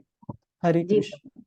तो group 1 breakout room 1, Poonam Bindal माता जी, श्री हरिप्रिया माता जी एंड रजनी माता जी तो आज एक्टिव। संजय प्रभु जी भी है, प्रभु जी संजय संजय प्रभु जी जी। हाँ, तो आप में से कौन प्रेजेंट करना चाहेगा? श्री हरिप्रिया। संजय प्रभु जी करेंगे प्रभु ओके जी। ओके। हरे कृष्ण संजय प्रभु। यस प्रभु जी। हरे कृष्ण प्रभु जी, धन्यवाद प्रणाम। धन्यवाद। प्रभु जी, मैंने जो भक्ति रसामृत सिंधु में प्रभुपाद का जो पढ़ा है प्रस्तावना में से, उसमें लिखा है जैसे प्राथमिक अवस्था में बच्चा अपने माता पिता से प्यार करता है, फिर अपने भाइयों से और बहनों से, फिर जैसे बड़ा होता है वैसे परिवार, समाज, राष्ट्र और मानव समाज से ऐसे प्यार करता है, और प्रवृत्ति आगे प्रेम में बढ़ करने की तरफ से नहीं होती। प्रेम प्रवृत्ति अपूर्ण रूप से तब तक पूर्ण रहती है जब तक हम यह न जान ले कि परम प्रियतम कौन है। यह हमारे तभी पूर्ण रूप से संतुष्ट हो सकते हैं जब हम कृष्ण में स्थित हो जाते हैं। यह विषय भक्ति के अमृत का योग और सार है। हमें सिखाता है कि कैसे 5 अलग अलग दिव्य रसों में कृष्ण से प्रेम किया जाए। इसका प्रभु जी जैसे मेरे को एक एग्जाम्पल याद आ रहा है। हम्म, जैसे हमारी इच्छा है कि रसगुल्ला खाना है, यस प्रभु जी। हमारे को किसी ने रसगुल्ला दिया, एक दिया, हमारे को बहुत स्वादिष्ट लगेगा, फिर 2 दिया तो भी खाएंगे, तीसरा दिया तो फिर हमारा मन थोड़ा सा कम हो जाएगा, थोड़ा दे दो, फिर चौथा देगा, फिर 5वां देगा तो हम हाथ जोड़ देंगे कि नहीं प्रभु अब इतना ही काफी। यस प्रभु जी। देन हमारी वो जो इच्छा है वो खत्म हो जाएगी, फिर बाद में दूसरा देखते हैं कि थोड़े दिनों बाद में वो इच्छा प्रवृत्ति वापस जाती है। लेकिन भक्ति एक ऐसा रस है जिसमें हम हमेशा तृप्त रहते हैं। हरे यस कृष्णा प्रभु जी। हरे कृष्ण। बहुत बहुत धन्यवाद, बहुत अच्छा संजय प्रभु जी, कि ये जो भक्ति रस का जो अमृत है इसका हमारे जीवन में क्या हम कैसे समझ सकते हैं, अप्लाई कर सकते हैं, और समाज के लिए भी किस तरीके से समझ सकते हैं। तो ब्रेकआउट को, और किसी भक्त को ब्रेकआउट रूम 1 से किसी को कुछ बताना है? श्री हरिप्रिया माता जी, पूनम बिंदल माता जी। श्री हरे हरिप्रिय माता कृष्णा जी कुछ प्रभु जी, बोलिए। दंडवत। हरे कृष्णा प्रभु जी, धन्यवाद दंडवत प्रणाम। बस मुझे धन्यवाद। यही ऐड करना है कि जो श्रील प्रभुपाद जी का मूड एंड मिशन हमने पढ़ा था बहुत पहले, उसमें हमेशा से उनका यही लक्ष्य रहा है कि किसी तरह इस भौतिक संसार में जितने भी जो बद्ध जीव हैं, जो फंसे हुए हैं, और वह जिसे कहते हैं कि जो बद्ध संसार की मटीरियल वर्ल्ड को एंजॉय करने में अपने जो इंद्रिय भोग और इंद्रिय तृप्ति से वह सोचते हैं कि उन्हें परम आनंद की अनुभूति होगी, वो एक मिथ्या है। वे ये प्रोपोगेट करते हैं, इसके थ्रू ये बताना चाहते हैं कि जब हम श्री कृष्ण को केंद्र में रखकर अपनी समस्त इंद्रियों के द्वारा श्री कृष्ण की इंद्रियों की तृप्ति और भगवान के आनंद के प्रति जब हम अपने सब कार्य समर्पित करते हैं भक्ति सेवा के द्वारा, तभी हमें परम आनंद या सच्चिदानंद की अनुभूति होगी। तो ये जो 180 डिग्री टर्न है ना, जो हमारा दृष्टिकोण है कि स्वयं के लिए जब हम सब चाहते हैं तो भोग त्याग या चपल सुख की अनुभूति होती है, परंतु जैसे ही हम ये सब रिवर्स कर देते हैं, इसे टर्न देते हैं और प्रभु पर केंद्रित करते हैं, श्री कृष्ण पर, तो वही सब शाश्वत हो जाता है, अनश्वर हो जाता है, असीमित आनंद की अनुभूति होती है और वो परमानेंट होता है। इसीलिए भक्ति रसामृत सिंधु के माध्यम से वो विधि भी समझाई है उन्होंने कि कैसे एक नव दीक्षित भक्त जो कृष्ण भावना भावित बनना चाहता है, उस मार्ग पर प्रशस्त हो चुका है, कैसे वो धीरे धीरे श्रद्धा, फिर साधु संग, फिर भजन क्रिया, अनर्थ निवृत्ति होती है उसकी, और कैसे वो सारे 4 रेगुलेटिव प्रिंसिपल्स को फॉलो करेगा और साधना भक्ति के नियमों के अंतर्गत धीरे धीरे प्रोग्रेस करते हुए कैसे भाव प्रेम, प्रभु के प्रेम पर अल्टीमेटली पहुंच सकता है। हरे कृष्णा प्रभु जी। बहुत बहुत अच्छा। हरे कृष्ण। श्री हरि प्रिया माता जी। तो अब हम ब्रेकआउट रूम ग्रुप 2 के भक्तों के हो जाएंगे। आरती माता जी, दीप्ति माता जी, प्रगति श्री माता जी एंड रुचि माता जी। यस माता जी। हरे कृष्णा प्रभु हरे कृष्ण। आरती माता जी। यस माता जी। जी। प्रभु जी, ये मेरा तो थोड़ी देर के लिए नेटवर्क वो हो गया था, तो इसलिए मैं संजय प्रभु जी का तो पूरा नहीं सुन पाई। लेकिन हाँ, इसमें जो ये बताया गया है, ये भक्ति जो है, इसका जो रस है वो जीवन के अंत के साथ ये समाप्त नहीं होता है। जैसा कि ये गीता में 2.40 में भी कहा गया था कि नेहा विक्रमो नाशो अस्ति प्रत्यवायो न विद्यते स्वल्पमस्य धर्मस्य त्रायते तो भयात। की मतलब अगर इसमें थोड़ी सी भी हम प्रगति करते हैं तो ये हमारे जो किसी भी प्रकार का भय होगा उससे रक्षा करती है। तो इसमें जो भी है, कोई भी काम किया जाता है, अगर वो अधूरा भी रह गया है तो भी वो अपना परमानेंट इफेक्ट डालता है। इसमें हमें ये पता चलता है कि इस जीवन में भी अगर हम नहीं कुछ कर पाए हैं तो हमें आगे का जीवन एक ऐसा जीवन मिलेगा कि जिसमें हम अपने उसी स्तर से आगे बढ़ करके उन सारी चीजों को कर सकते हैं जिस दिशा में हम अपनी प्रोग्रेस करना चाहते हैं। आध्यात्मिक जीवन को उच्च बना करके हम उसमें प्रवेश कर सकते हैं।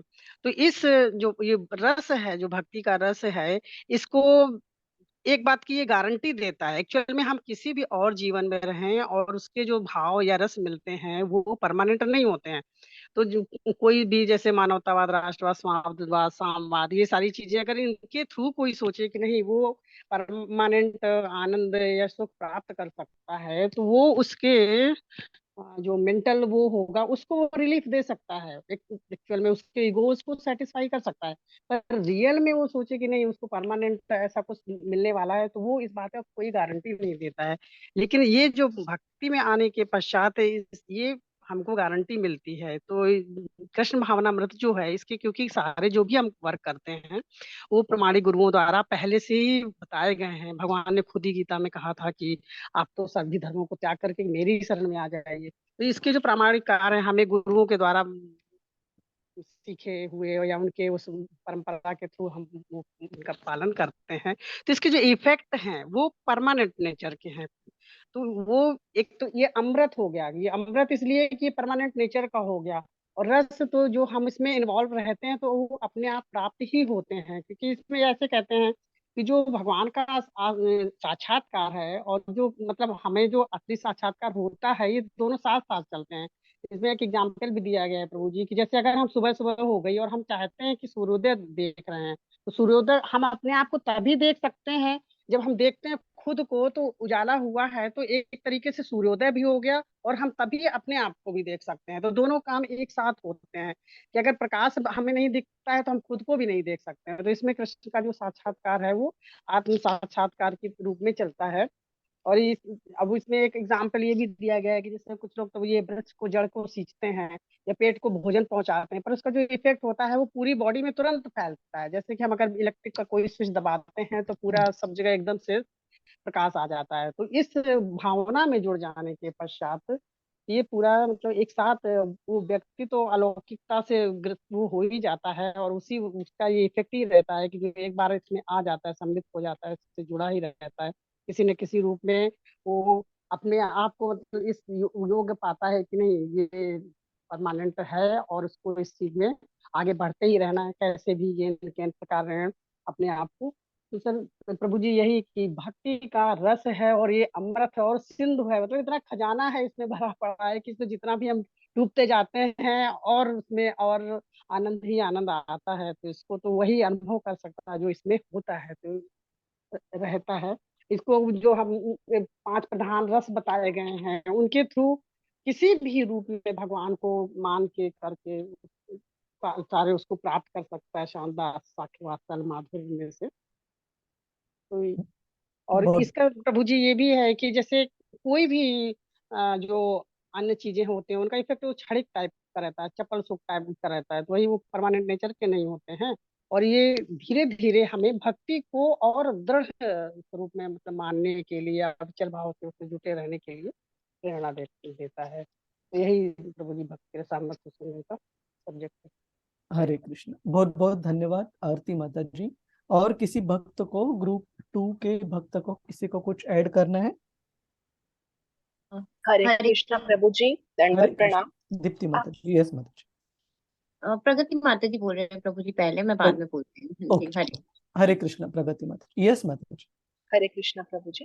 यस। भक्ति रसामृत सिंधु हमें यह शिक्षा देता है कि हम कृष्ण के प्रति अपने प्रेम को किस तरह से जागृत करें और किस तरह उस पद को प्राप्त हो जाएं, ताकि हम अपना आगे का जो आध्यात्मिक जीवन है वो आनंदमय तरीके से हम उसमें अपने आध्यात्मिक जीवन में प्रगति कर सकें और उसमें स्थिरता आए, और क्योंकि ये शाश्वत है उससे फॉल डाउन नहीं हो। तो भक्ति रसामृत सिंधु के माध्यम से हमको उसको दृढ़ता से अपने कृष्ण प्रेम को दृढ़ता से पकड़ने का एक मतलब सोर्स मिलता है।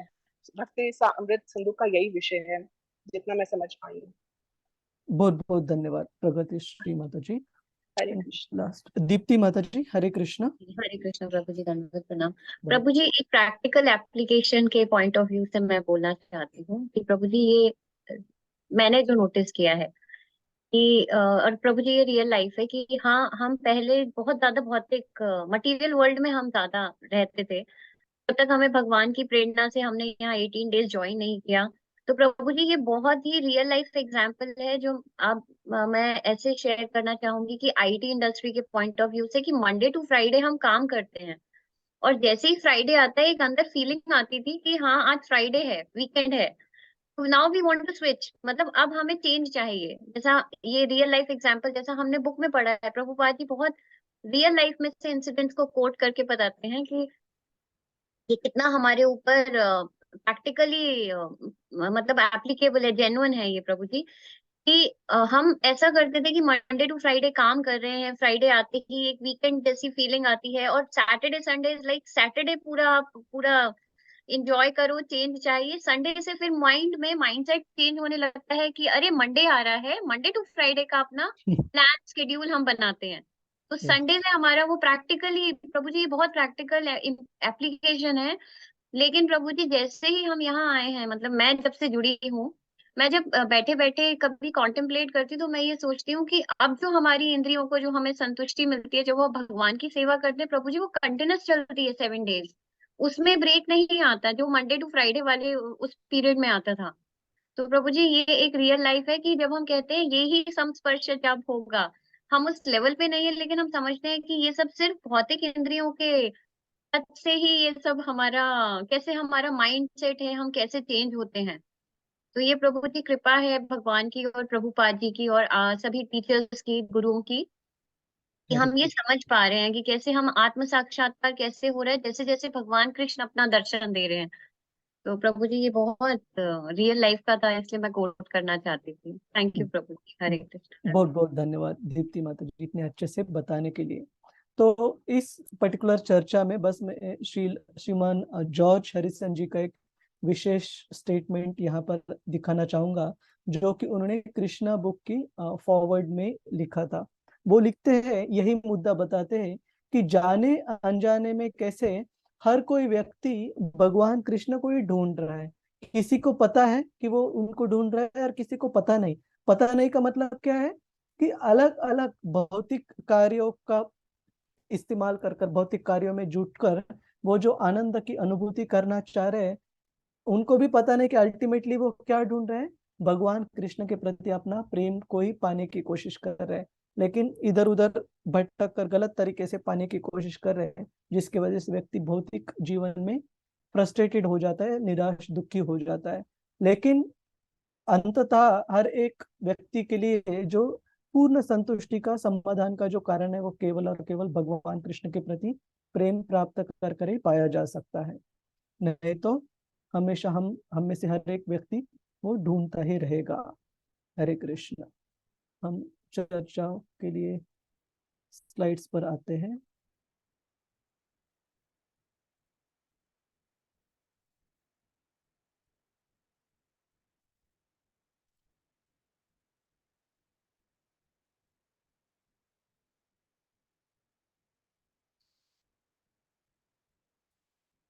तो शिला प्रभुपाद जी काफी बार अपनी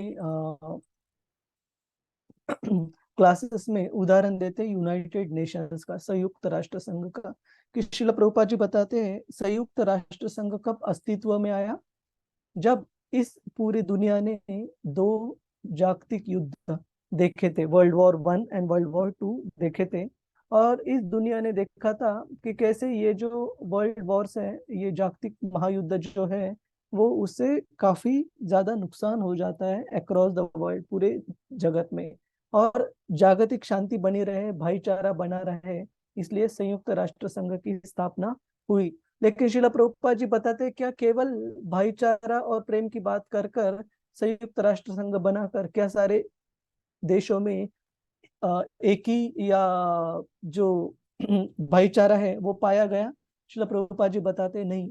इनफैक्ट अगर हर साल संयुक्त राष्ट्र संघ के ऑफिस के सामने जाएंगे, शिला प्रभुपाद जी कहते हैं, तो जो झंडों की संख्या है, इसका मतलब है जो छोटे छोटे देश बन रहे, वो झंडों की संख्या बढ़ती जा रही है। इसका मतलब भाईचारा नहीं, लेकिन जो क्या बोलते हैं, कटुता है वो आ रही है। और वो भाईचारा तभी आ पाएगा जब हम ये जानेंगे कि हमारे सारे व्यक्तियों के, सारे जीवों की जो कॉमन फादर, जो पिता है, वो है भगवान कृष्ण। तब तक शांति और भाईचारा, शांति और सद्भाव बनाने की जो भी कोशिशें संयुक्त राष्ट्र संघ हो या बाकी जो भी इनिशिएटिव्स हो, वो विफल रहेंगे। भक्ति रसामृत सिंधु मनुष्य, सभी मनुष्यों को सिखाता है कि पूर्ण पुरुषोत्तम भगवान कृष्ण से प्रेम करने की सरल और स्वाभाविक विधि कैसे की जाए। तो जैसे आप में से कई भक्तों ने ये बात बताई कि हमारी जो किसी को भी सेवा करने की, किसी को भी प्रेम करने की जो मेंटेलिटी है, जो मानसिकता है, वो सही में कहाँ से आ रही है? भगवान कृष्ण के प्रति हमारी सेवा और हमारे प्रेम अर्पण करने से। और हम उस सेवा भाव को कहीं और अगर जोड़ना चाहे तो हमें कभी भी वो आनंद, उस संतुष्ट की अनुभूति कभी नहीं होगी। यदि हम कृष्ण से प्रेम करना सीख जाते हैं तो तुरंत, और उसके साथ साथ ही प्रत्येक जीव से भी प्रेम करना तुरंत आसान हो जाता है, तुरंत हमारे स्वभाव में आ जाता है। और इसके लिए आपको एक उदाहरण देता हूँ। ये उदाहरण मैंने एक भक्त से सुना था, रशियन भक्त थे। उन्होंने एक उदाहरण दिया रशिया के, उनकी जान पहचाने में एक भक्त का, जो कि शुरू में नहीं, अपने साधना के समय काफी अच्छे से सुबह जल्दी उठकर ब्रह्म मुहूर्त में भगवान के नाम का जप करते थे। और जब उनका होने के बाद वो थोड़ी देर भगवत गीता पढ़ते थे। और ये जो उनका रूटीन था, सुबह अच्छे से जप करना और थोड़ी देर भगवत गीता पढ़ना, काम ऑफिस जाने से पहले। तो ऑफिस में उन्होंने ऑब्जर्व किया कि बाकी जो टीम वाले मेंबर्स है, बाकी जो उनके सहयोगी है, वो किसी कारण, मतलब कोई एक कारण या दूसरे कारण से कारण निकालकर इन भक्त से आकर बात करने की कोशिश करते हैं, उनके आनंद को देखकर या उनकी संतुष्टि को देखकर।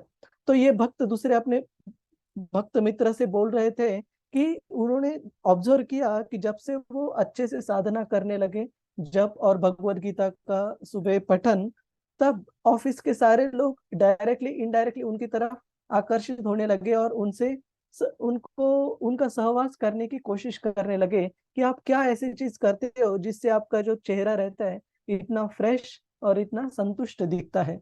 हमें भी उस चीज को पता करना है हमारे जीवन में उतारने के लिए। तो इससे भी हमें पता चलता है कि कैसे अगर हम भगवान कृष्ण के प्रति सेवा में जुड़ जाएंगे, उनके प्रति प्रेम से जुड़ जाएंगे, तो बाकी जो कृष्ण के अंश है, उन्हें, उनके प्रति भी हमारी जो भावना है वो ऑटोमेटिकली एक स्नेह की हो जाएगी। किसी का कोई सवाल है, कोई मुद्दा, कोई सवाल है इसके बारे में? हम आगे बढ़ते हैं। नहीं प्रभु जी। ठीक ठीक, हरे कृष्ण। तो अभी श्रील प्रभुपाद जी बताते हैं भक्ति रसामृत सिंधु लिखने का उद्देश्य क्या है। तो हमने इस पर कुछ कुछ मुद्दे पहले देखे। जैसे मैंने कहा था, श्रील प्रभुपाद जी लिखते हैं कि ये जो पुस्तिका है स्पेसिफिकली विशेषतः जो कृष्ण भावना का के नियमों का पालन करने वाले भक्त है उनके लिए विशेषता ये किताब बनी गई है।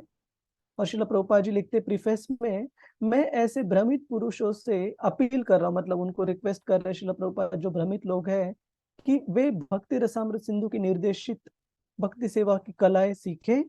और मुझे विश्वास है कि उनके दिलों के भीतर जलती हुई भौतिक अस्तित्व की जो आग है वो तुरंत मिट जाएगी अगर वो भक्ति के निर्देशों का पालन करेंगे, स्वीकार करेंगे। तो अभी भक्ति रसामृत सिंधु के 4 भाग बताए गए हैं इंट्रोडक्शन में श्रील प्रभुपाद जी द्वारा। श्रील प्रभुपाद जी बताते हैं जैसे समंदर के भाग रहते हैं, नॉर्थ, उत्तर, दक्षिण, पूर्व और पश्चिम। तो इसमें से जो भाग हम समझने जा रहे हैं भक्ति शास्त्री के कोर्स में से, वो भाग केवल 4 भागों में से एक बताया गया है। और वो भाग चलता है एक पहले अध्याय से लेके 19वें अध्याय तक। और 20वें अध्याय के आगे वाले अध्याय भी आप पढ़ सकते हैं, लेकिन अपने पर्सनल स्टडीज में, क्योंकि वो भगवान कृष्ण की लीलाओं का, गुणों का काफी उच्च स्तर पर वर्णन है, जो कि हमें इस भक्ति शास्त्री के कोर्स बुक में, कोर्स वर्क में नहीं है। सिर्फ 1 से लेके 19 तक अध्याय हम पढ़ाई करेंगे भक्ति शास्त्री में। और उसमें से जो पहला भाग बताया गया है इन 4 भागों में से, उसको 4 विभागों में, सब डिविजन्स में डिवाइड किया गया है। जैसे उत्तर विभाग में गो भक्ति रस, जो कि काफी उच्च स्तर है, और दक्षिण विभाग में सामान्य भगवत भक्ति रस, जो हम पढ़ने वाले उसका आगे का स्तर है। और पश्चिम विभाग में मुख्य भक्ति रस, वो भी अध्याय क्रमांक 35 से 44 तक। तो पूर्व विभाग हम पढ़ाई करने वाले, जिसमें से 4 सब डिविजन है इसमें।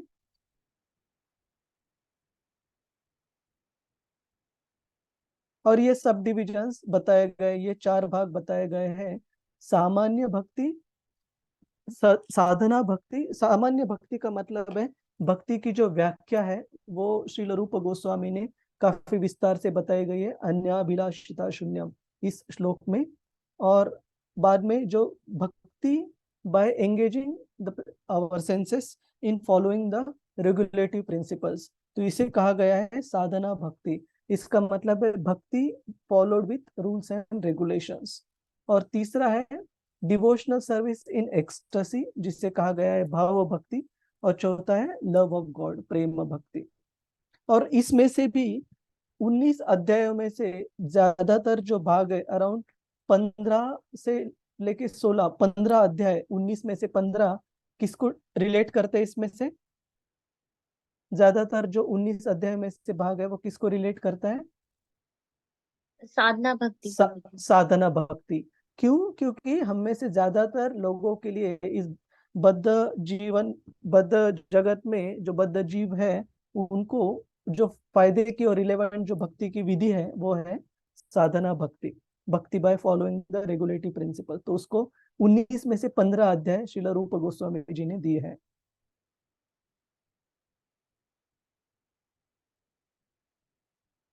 और ये जो प्रेम के अलग अलग जो रस है, उनका जो स्रोत बताया गया है वो भगवान कृष्ण को बताया गया है भक्ति रसामृत सिंधु के प्रस्तावना में। श्री भगवान कृष्ण के लिए जिस शब्द का इस्तेमाल किया गया है, अखिल रसामृत सिंधु, अखिल रसामृत मूर्ति, सॉरी, सिंधु नहीं। इसका मतलब है भगवान कृष्ण जो सारे रसों के स्रोत है और सारे रस उनमें पूरी तरीके से पाए जाते हैं। वो रस बताए गए हैं 12 प्रकार के रस। तो इन 12 प्रकारों में से जो 5 प्राइमरी को हम क्या बोलते हैं? मुख्य जो 5 रस है वो है शांत रस, दास्य रस, साख्य रस, वात्सल्य रस और माधुर्य रस। ये हमें ज्यादातर पता है। और इन मुख्य रसों को छोड़कर जो सेकेंडरी जो रस दिए गए हैं, वो है सर्विटरशिप, नहीं एक minute, comedy, compassion, fear, chivalry, ghastliness, wonder and devastation. तो ये अलग अलग रस भगवान, ये 12 रस इनके स्रोत है भगवान कृष्ण, और इनको अखिल रसामृत सिंधु कहते हैं। तो हम कई तरह से कृष्ण की प्रेममयी सेवा का आनंद ले सकते हैं, न केवल गोपियों के आलिंगन से, बल्कि कृष्ण के साथ भीष्म के युद्ध में और बाणों से उनके शरीर को भेदते हुए। इसलिए कृष्ण अखिल रसामृत है। कोई एक रस, 12 रस होते हैं, यह तो प्राथमिक रस या द्वितीयक रस, कोई भी रस कृष्ण किसी भी रस का जवाब देने के लिए, जवाब मतलब आदान प्रदान करने के लिए। आप कृष्ण से निपटना चाहते हैं, यही कृष्ण की स्थिति है। तो कृष्ण का आदान प्रदान करने के लिए कृष्ण का नाम है उसमें, जो कि मुझे अभी याद नहीं आ रहा है, एक भक्त का भी नाम है वो कि कृष्ण के, हाँ, रसराज प्रभु, श्रील प्रभुपाद जी के एक महान भक्त है यूके से, इंग्लैंड से। तो भगवान कृष्ण ही रसराज है, सारे रसों के वो राजा है, स्त्रोत है। तो इसके साथ साथ जो प्रीफेस और इंट्रोडक्शन है वो हमने काफी संक्षेप में यहाँ पर कंक्लूड किया। तो इसमें हमने चर्चा की भक्ति रसामृत सिंधु, इस शब्द की व्याख्या क्या है, कि कैसे इस भौतिक जीवन में जो सागर पाए जाते हैं उनका तट रहता है, उनकी सीमा रहती है, लेकिन जो भक्ति का रस है, भक्ति रसामृत सिंधु, जो भक्ति का समुंदर है, वो बिना किसी सीमा के है, असीमित है। और हमने देखा कि भौतिक रस कैसे हर कोई जीव किसी न किसी की सेवा कर कर एक रस का आस्वादन करने की कोशिश कर रहा है। और हमने श्रीला जॉर्ज हरिसन प्रभु के इंट्रोडक्शन कृष्णा बुक्स में से भी देखा कि हर कोई व्यक्ति कैसे भगवान कृष्ण को ही ढूंढने की, उनको ये उनसे रस प्राप्त करने की कोशिश कर रहा है। कोई जानता है और कोई नहीं जानता, लेकिन जब तक भगवान कृष्ण के प्रति प्रेम से कोई जुड़ नहीं जाता, रस का आस्वादन नहीं करता, तब तक किसी उस व्यक्ति को पूरी तरीके से संतुष्टि प्राप्त नहीं होती। और हमने शुरू में जो वृंदावन के 6 गोस्वामी है, श्री रूप, श्री सनातन भट्ट रघुनाथ, श्री जीव गोपाल भट्ट दास रघुनाथ, इन 6 गोस्वामी के बारे में काफी संक्षेप में देखा कि ये 6 गोस्वामी श्रीमती राधा रानी की 6 मंजरीज है आध्यात्मिक जगत में, गोलोक वृंदावन में। और इन 6 मंजरीज में से श्रील रूप गोस्वामी, ये श्रील रूप मंजरी है। और श्रील प्रभुपाद जी के इन भक्ति रसामृत सिंधु के लिखने की जो उद्देश्य है वो हमने चर्चा की कि श्रील प्रभुपाद जी ने कैसे कहा, ये पुस्तिका विशेषतः उनके भक्तों के लिए जो कृष्ण भावना में जुड़े हैं, अपनी भक्ति में गंभीर और आगे उन्होंने प्रगति करने के लिए।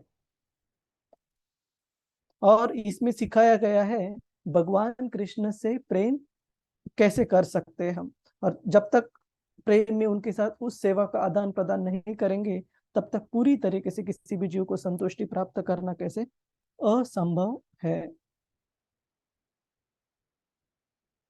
और हमने देखा कि भगवान कृष्ण के जो आदान प्रदान रहते हैं, 5 जो प्रमुख मुख्य रस है, और जो 7 बैकअप जो सेकेंडरी रस है, उसमें भगवान कृष्ण कैसे हर एक रस का स्रोत है और पूर्ण तरीके से उस रस का आदान प्रदान करने के लिए हमारे साथ वही केवल सक्षम है।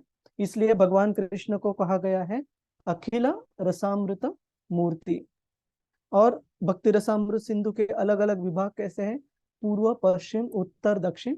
उसमें से पूर्व विभाग में 4 सब डिविजन आते हैं, और वही केवल हम इस अभ्यास के लिए, भक्ति शास्त्र के लिए पढ़ने वाले, बाकी आप पर्सनल स्टडीज में पढ़ सकते हैं। भगवान के और उनके भक्ति के काफी उच्च स्तर उसमें दिए गए हैं। और उस पूर्व विभाग के 4 जो भाग बताए गए, सामान्य भक्ति which is the general devotional service, साधना भक्ति which is the devotional service, भक्ति के रूल्स एंड रेगुलेशंस, नियमों का पालन कर हमारे इंद्रियों को भगवान की भक्ति में, सेवा में जोड़कर जो भक्ति है वो साधना भक्ति है।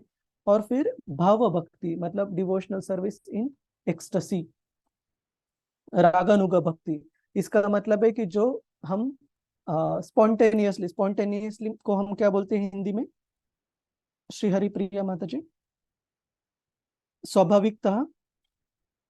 जी प्रभु जी, अपने आप जो अपने आप, उत्पन्न होती है। हाँ अपने आप, जिसके लिए हमें पुश नहीं करना पड़ता, लेकिन वो स्तर हमारा अभी नहीं है। हम स्वेच्छा से जो अपने स्वेच्छा आप से, उत्पन्न होती है। स्वेच्छा से जो अपने आप उत्पन्न होती है, वो भाव भक्ति, साधना भक्ति का अगला भाग। और अंत में प्रेम भक्ति के बारे में दिया गया है। तो भाव भक्ति और प्रेम भक्ति दोनों को मिलाकर 3 अध्याय में श्रील रूप गोस्वामी कंक्लूड करते हैं। और जनरल जो डिवोशनल सर्विस है, सामान्य भक्ति, उसको पहले अध्याय में कवर करते हैं। और बाकी जो 15 अध्याय है वो साधना भक्ति पर ज्यादा फोकस करते हैं, क्योंकि इस भौतिक जगत के जीवों के लिए वही सबसे ज्यादा इम्पोर्टेंट और रिलेवेंट है। और इसके साथ हम आज की चर्चा को कंक्लूड करते हैं। ये स्लाइड, हम आखिरी स्लाइड यहाँ पर पढ़ेंगे। आप में से कोई पढ़ना चाहेगा जिन्होंने अभी तक कुछ कहा नहीं है? प्रगति श्री माता जी, हरे Krishna, you'd like to read this?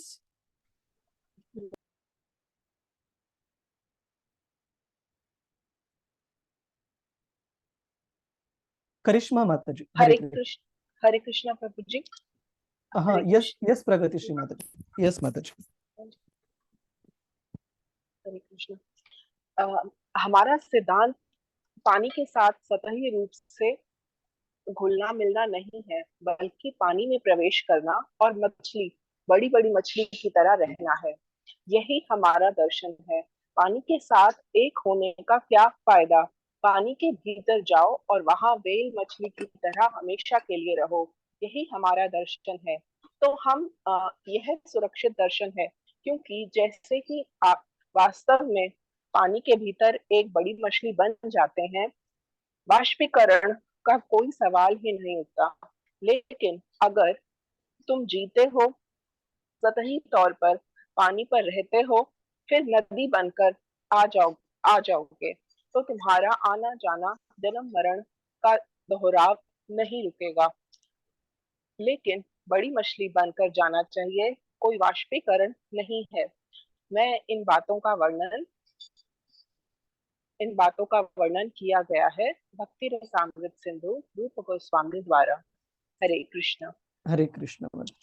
तो इस प्रस्तावना में श्रील प्रभुपाद जी उदाहरण देते हैं भगवान के शुद्ध भक्तों का, जिनको वो कंपेयर करते हैं कि वो सागर की गहराइयों में जैसे बड़े बड़े शार्क मछली रहते हैं। इसका मतलब क्या है?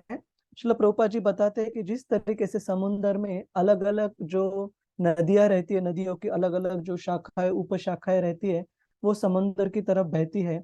और ये नदियां काफी जगह पर छोटी छोटी भी रहती है, लेकिन इस छोटी नदियों में, उनकी शाखाओं या उपशाखाओं में जो अलग अलग प्रकार के जीव प्राणी रहते हैं, वो कभी कभी पानी जब बाष्पीभवन, उसका मतलब उसका सूरज की रोशनी से उसकी स्टीम हो जाती है, इवेपोरेशन हो जाता है, तब वो कभी कभी पानी नष्ट होने से तड़प कर उनकी मौत हो सकती है। लेकिन जो समंदर के गहराइयों में जो बड़े बड़े शार्क मछली है, उनको इस सब से सोचने की जरूरत नहीं, और ना तो वो कभी इंटरेस्टेड रहते हैं इन छोटी छोटी जो शाखाएं है नदी, उनकी शाखा या उपशाखा में रहने के लिए। उनको बड़े समुद्र में गहराई में रहने में अच्छा लगता है।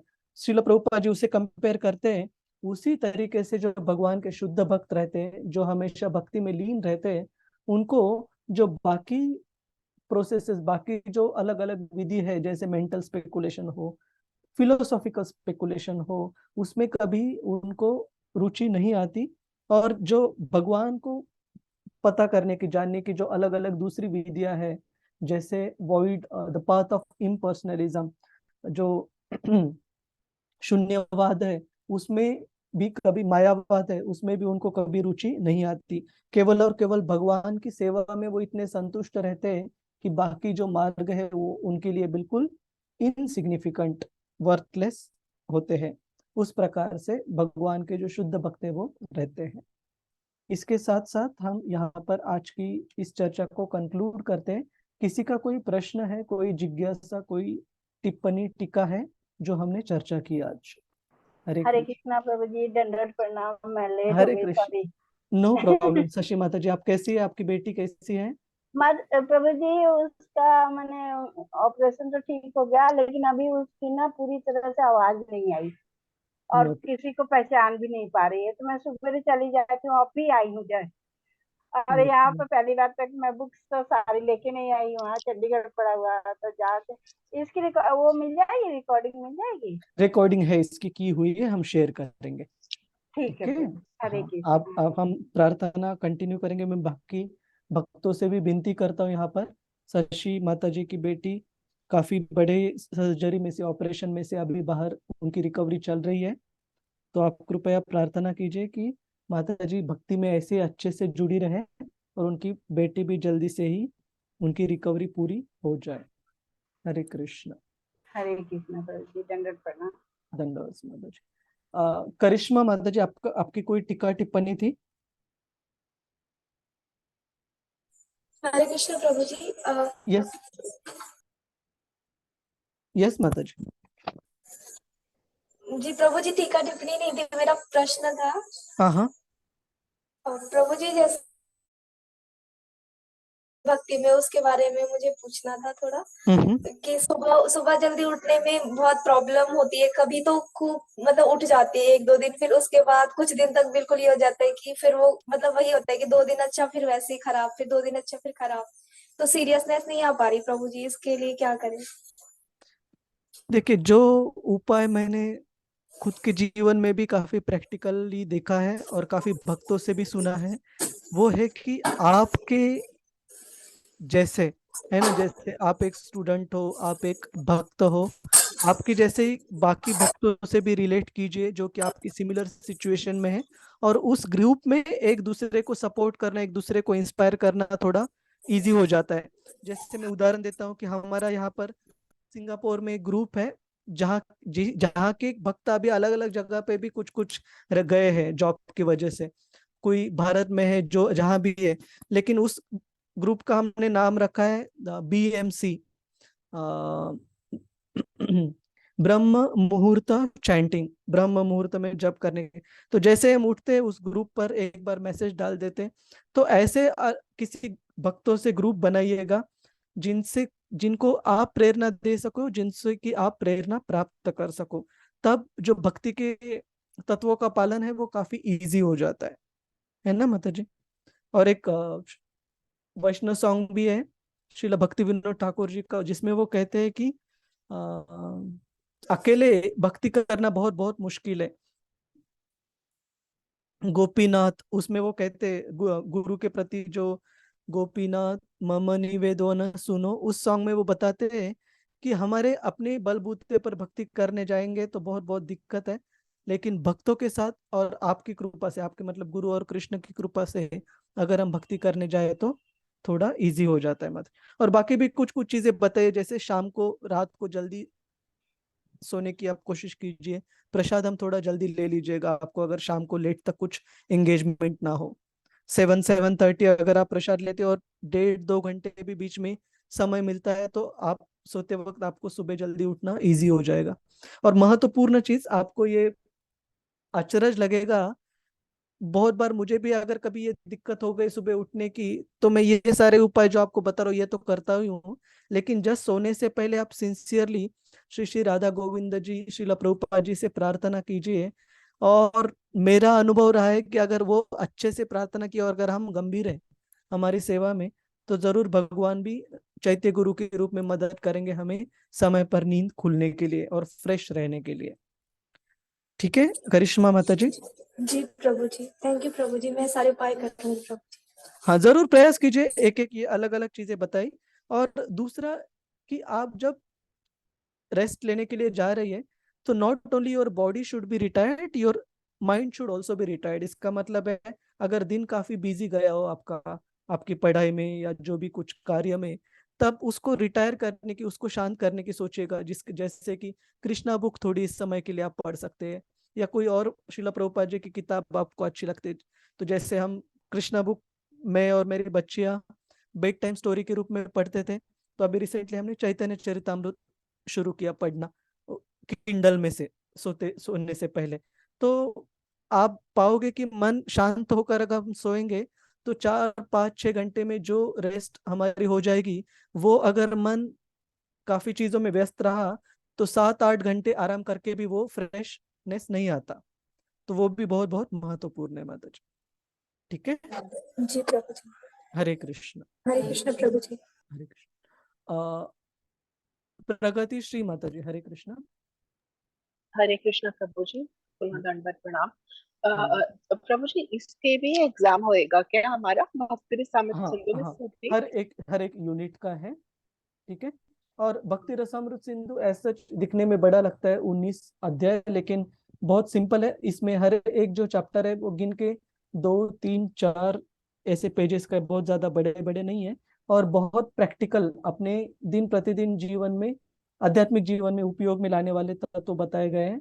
तो बहुत अच्छा लगेगा आपको पूरा कोर्स। ठीक है जी प्रभु जी, थैंक यू। हरे प्रभु कृष्ण। जी, इसमें वो भी है ना, बाकी उनमें उपदेश अमृत और ईशोपनिषद में वो ऐसा जो उसके श्लोकास रहते हैं वो भी हाँ, रेसिटेशन करना है। श्लोका रिसाइटेशन इसका मैं दूंगा, क्योंकि इसके श्लोका एज सच आपको इस किताब में मिलेंगे नहीं, लेकिन अवेलेबल है जैसे वेदाबेस में वगैरह। तो मैं पूरे ग्रुप के लिए शेयर कर दूंगा। मेरे ख्याल से 4 श्लोक है भक्ति रसामृत सिंधु में से हमारी भक्ति शास्त्री के लिए याद करने के लिए। ठीक है, यस प्रभु जी, दे दूंगा आपको। हरे कृष्ण। जी। श्री हरिप्रिया माता जी, आपका कोई सवाल है, टिक्का टिप्पणी है? हरे कृष्णा प्रभु जी, दंडवत प्रणाम। प्रभु जी, धन्यवाद। मेरा कोई प्रश्न नहीं है, पर जो आपने आज जैसे कहा था, जो प्रोसेस आपने फॉलो किया कि पहले पढ़ लें, तो आज जैसे क्लास में सब कुछ आसानी से स्पीड से समझ में आ गया था। या तो यदि हम चाह रहे हैं, जैसे आपने कहा कि भक्ति शास्त्री जुलाई के पहले फिनिश करने का, तो मुझे ये जो प्रोसेस आपने प्रक्रिया फॉलो की कि पहले बता दिया, तो यदि आप हमेशा ऐसे ही बता दें तो पढ़ने से वो बहुत चलेगा स्पीड से थोड़ा जल्दी समझ में आएगा। चलेगा माता जी। और इससे हमारी जो चर्चाएं हैं, जो इंटरेक्शंस है, वो भी काफी फोकस्ड रहेंगी, है ना? नहीं तो फिर वो एक प्रवचन हो जाता है, वन वे कम्युनिकेशन हो जाता है, और आपको भी बाद में पढ़ने के लिए थोड़ा ज्यादा समय लगेगा। तो जरूर ये हम फॉलो करेंगे। श्री हरिप्रिया माता जी, क्लास के मैं 1-2 दिन पहले बताऊंगा। जैसे आगे आगे के लिए आप पहला और दूसरा श्लोक पढ़कर तैयार रहिएगा। ठीक है। शायद 2 श्लोकों में से मैं बोल रहा हूँ, कभी कभी अच्छा 2 चैप्टर्स में से कभी हम एक ही कवर कर पाए, कोई नहीं, लेकिन उससे हमें फायदा होगा। ठीक है। हरे कृष्ण। हरे कृष्णा, धन्यवाद प्रभु। हरे कृष्ण। वंशा कल्पतरुभ्यश्च कृपा सिन्धुभ्य एव च पतितानां पावनेभ्यो वैष्णवेभ्यो नमो नमः। अनंत कोटि वैष्णव वृंद की जय। वैष्णव ठाकुर की जय। श्रील प्रभुपाद की जय। मैं आज सुबह ही कोलमपुर से आया हूँ, तो थोड़ी सी नींद कल रात को भी ठीक से हुई नहीं, तो अभी मुझे भी थोड़ा सा पढ़कर मैं आराम के लिए जाऊंगा। हरे कृष्ण। बहुत बहुत धन्यवाद आप सभी को। हरे कृष्णा। हरे कृष्णा प्रभु जी, हरे कृष्णा प्रभु जी, दंडवत प्रणाम, बहुत बहुत धन्यवाद। दंडवत प्रणाम प्रभु जी।